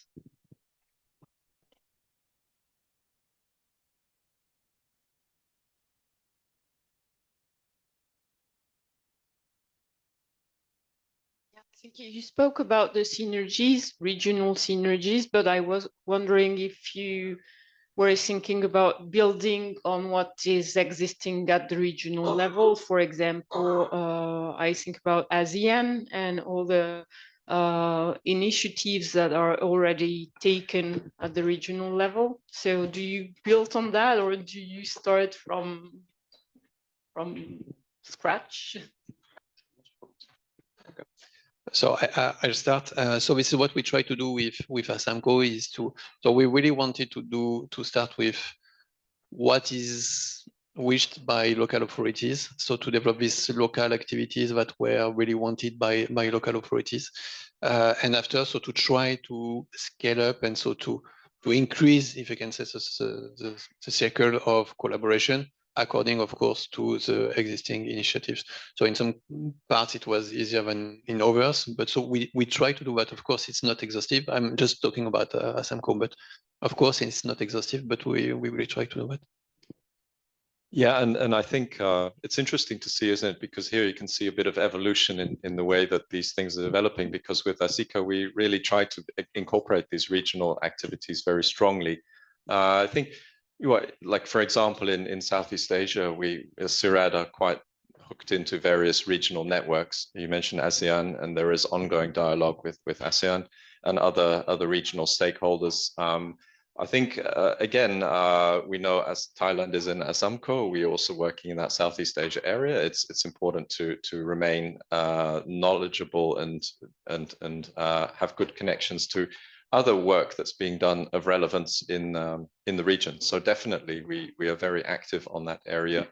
In East and Southern Africa, there's the COHESA project, capacitation of One Health in East and Southern Africa. So we are quite involved with that network as well, through ILRI, through other regional research institutional partners. And so this is, it's really important to maintain that situational and contextual knowledge, and to ensure that the activities that are being done, as Benjamin says, that even we're trying to focus on a grassroots up level, that we remain knowledgeable what's happening at the higher level in terms of coordination and activities. Thanks.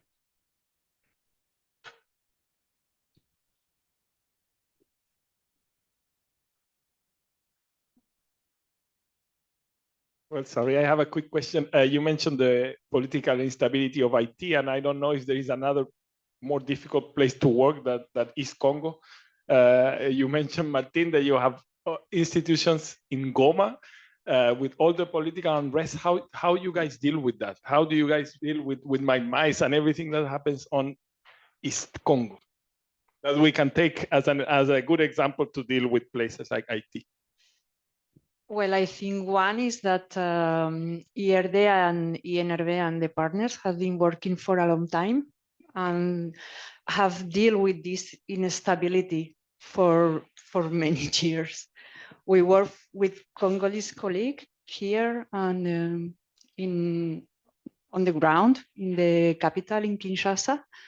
But for example, in Bukavu, we really try to build up this partnership with the local institutions from the university, working with the students, working with the local NGOs, and even with the communities. So I think even in Bukavu, we start only in 2022. We really try to do this slow, taking the time to build up, like I would say trust, but it's not even trust, it's like workable conditions. And one of the pain we have now is that there is the war, and 23 enter in East Congo, and people want to continue working and we can't. And they can still doing the activities, people, you know, like in Luiro, for example, and the big pain is that these political conditions doesn't accompany the situation of the people. And we try to be there on silence, and then hoping that the situation will improve so we can continue and don't give up what we started.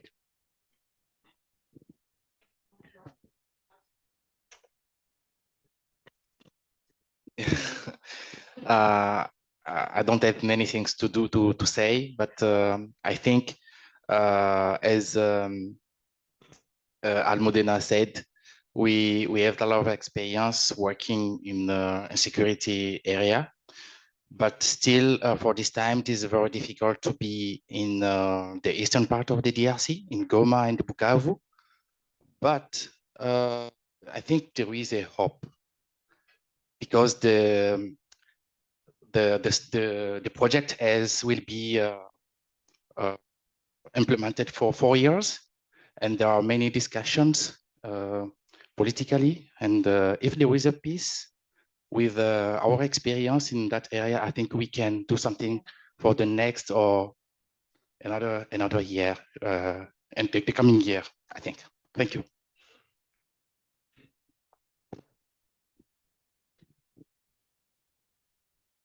There's a question online. It's Sylvain Mangiarotti from CSBO Toulouse, and he asks, from a modeling point of view, investigating the coupling with climatic change is a difficult problem. Is there in the PREZODE initiative a way to investigate this problem? So I don't know where I should look. Just for ASAMCO, we have indeed an activity to do this kind of thing with the team of Simon Cochmes in Pasteur Paris. But of course, this is something with the data I think that will be generated by different PREZODE project could be super useful for this kind of things. So I think so far that's I think how I see the contribution of PREZODE. But there is also an international data working group that could also be useful for that. I don't know who can talk about international data working group. No, any candidates? No, okay. But yeah, this is how I see things for now. I am here if there are any questions. Benjamin. About the International Data Working Group from PREZODE. If there are any questions, I am happy to answer on this. Over to you. That was Paula Cáceres, because you can see her. But yes, you can reach out directly to her, and I will put it on the chat box. Thank you.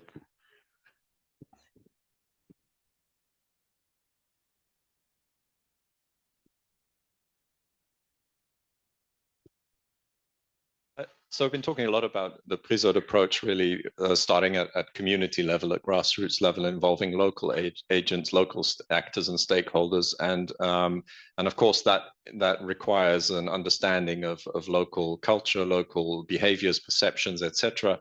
But most of the actual research type focus and activities that I've seen presented are focusing more on the biological sciences. Anthropological and social sciences have been mentioned, but I'd be quite interested if anyone has a comment specifically on this area of social science and ethnological work, what's being done and how that integrates with the biological science that's also being implemented.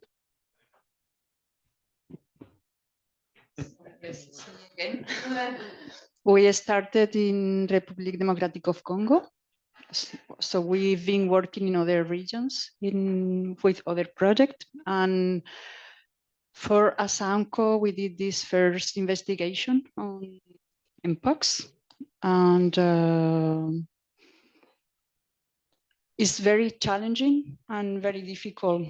I mean, it's very easy on paper to try to pull together all the information we have from people when we take samples for epidemiological studies or from the animals, and then when we talk to people. I think we try to create these synergies, but we need to prepare ourselves to be able to establish more dialogue. Not only because our disciplines come from different scientific backgrounds, but also because sometimes the timings are not the same. For example, for the lab, we need long-term periods to identify the virus, to identify all the serology, and sometimes it's not well tuned with the human exposure. So this is very challenging. And maybe one thing that we are learning with Martin and with Antoine and with others is to be able to be flexible on the timelines and the framework, so we can step back and restart again, because sometimes we design very nice ways of sampling at the same time, for example, and then what comes afterwards, all the lab and all the analysis is not well designed. So each piece of information can really inform this surveillance, for example. And I think, yeah, we can, with the all different projects in all the different geographical sites, maybe we can learn also from each other how to well do this go and forth analysis and design. Yeah.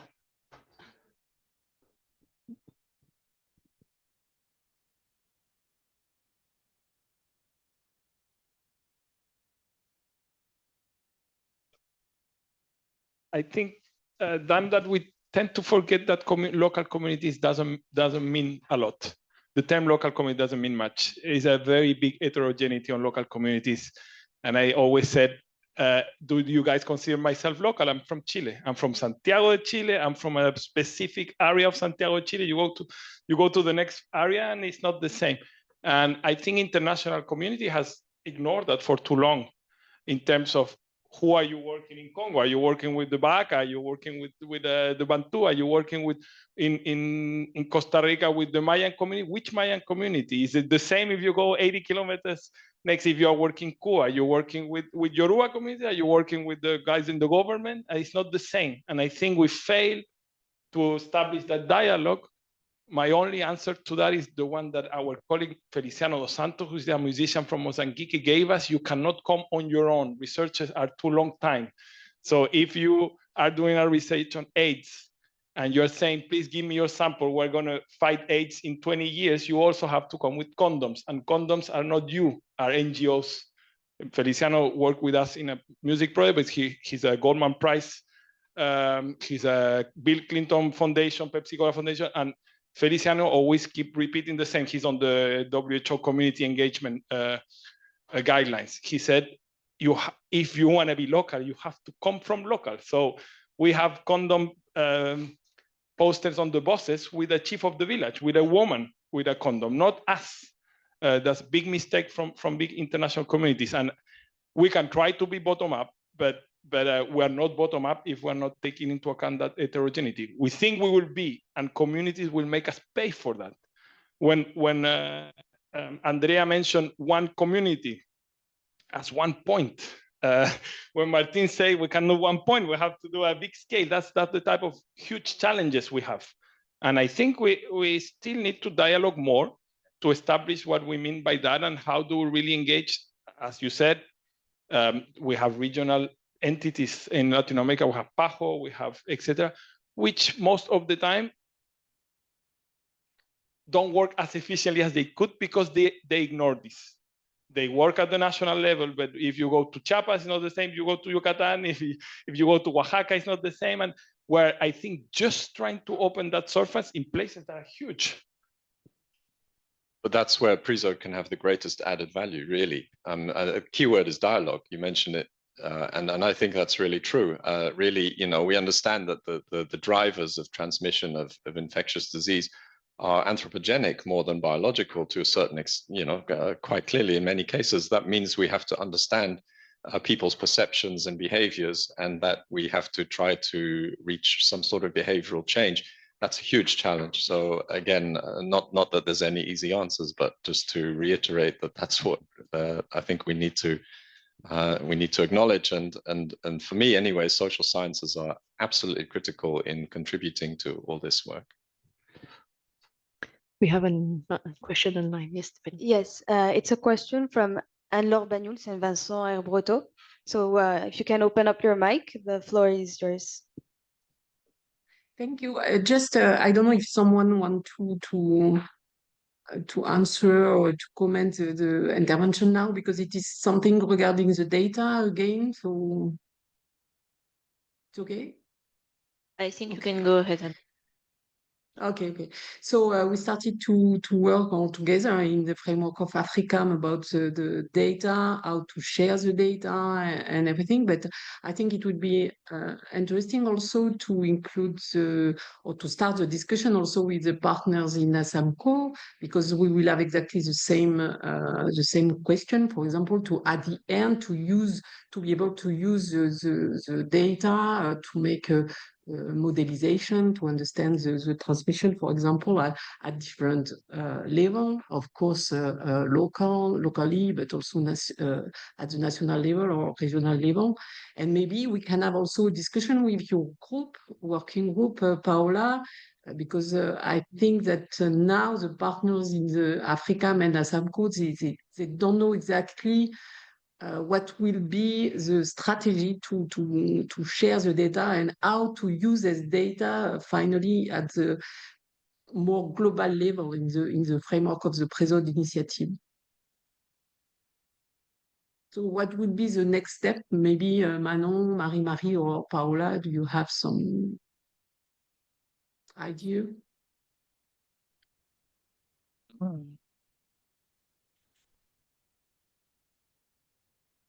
I don't know. I think, Paola, you want to reply and then we can complete with a cast view. Yes, if I may. Thank you, Manon. As I put in on the chat, and we have an international data working group that was launched in October last year, and currently many other colleagues from the pillar working group of PREZODE joined this team to build together the future platform of PREZODE. One of the objectives of the, and we have, and I think it's important to highlight that in February, this working group, we proposed to the steering committee of PREZODE International a proposal for the future platform, which is a platform that is built on 3 modules. One of them is to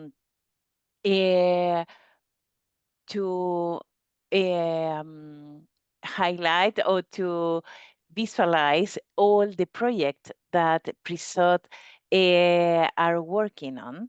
And the idea is to create a very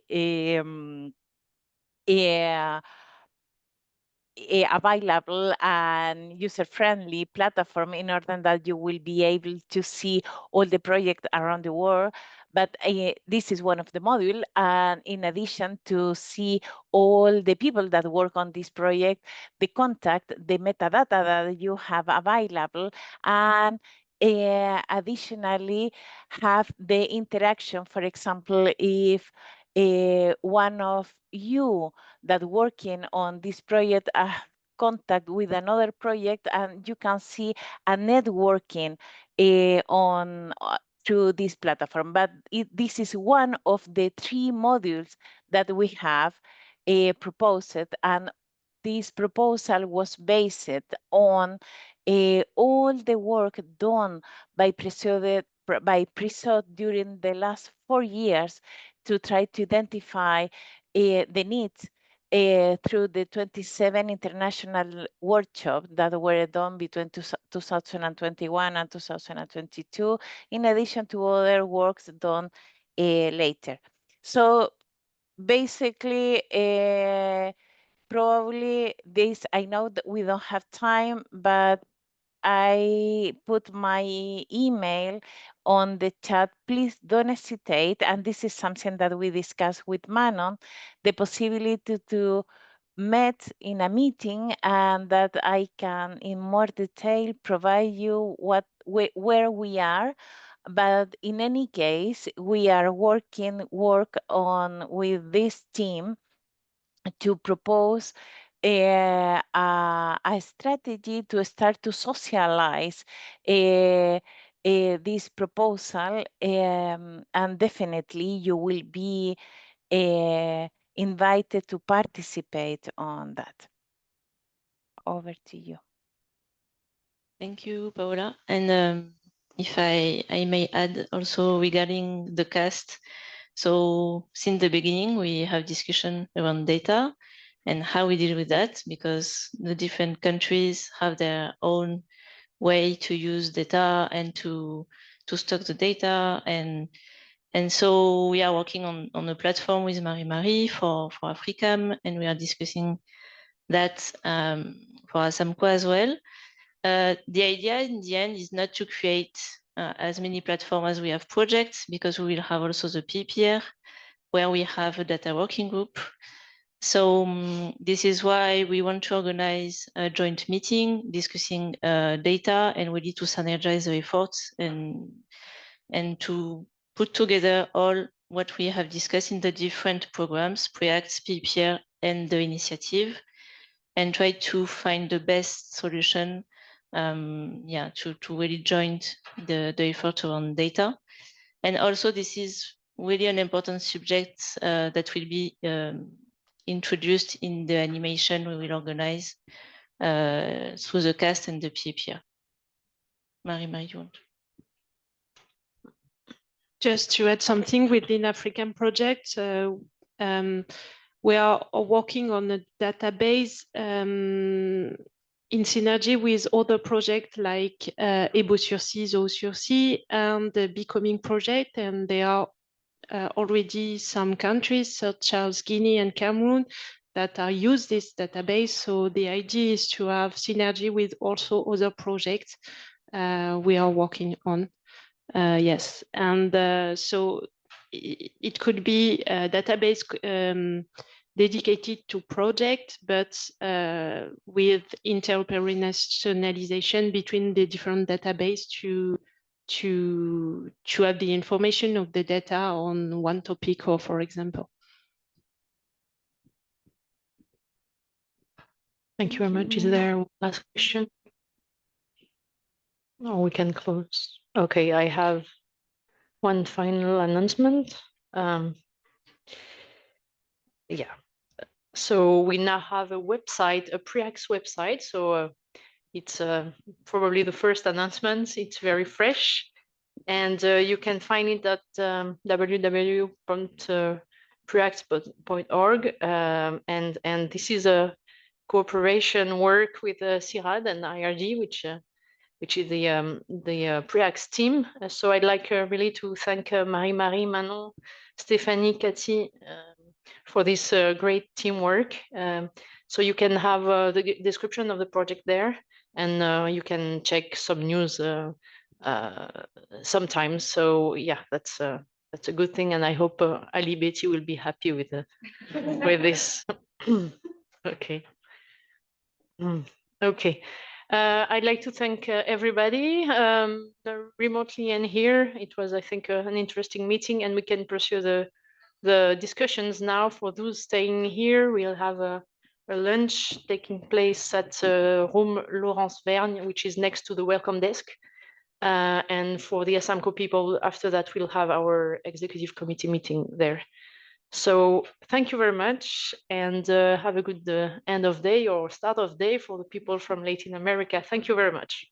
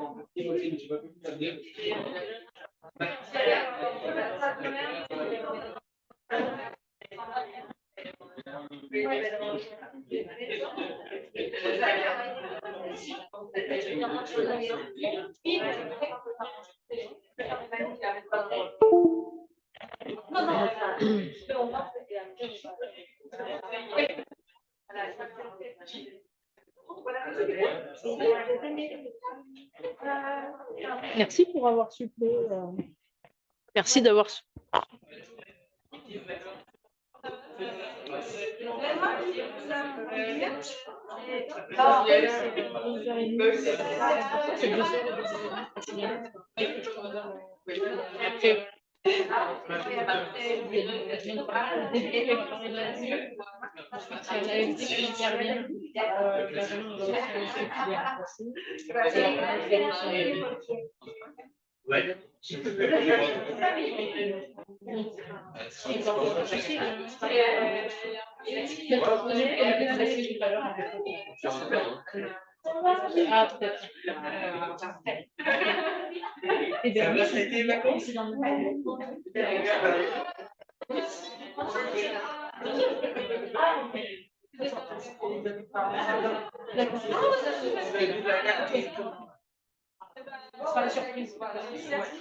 Parfait, merci.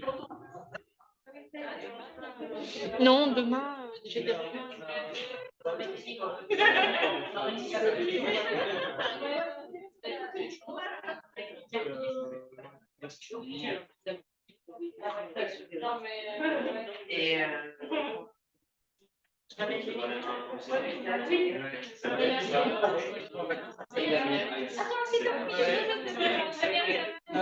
Merci, hein. C'est bien. En finale, je faisais rien. Je faisais rien là, mais c'est pas pratique. Tu dois regarder. C'était reposant. Salut. Bravo. Ouais, pardon, sur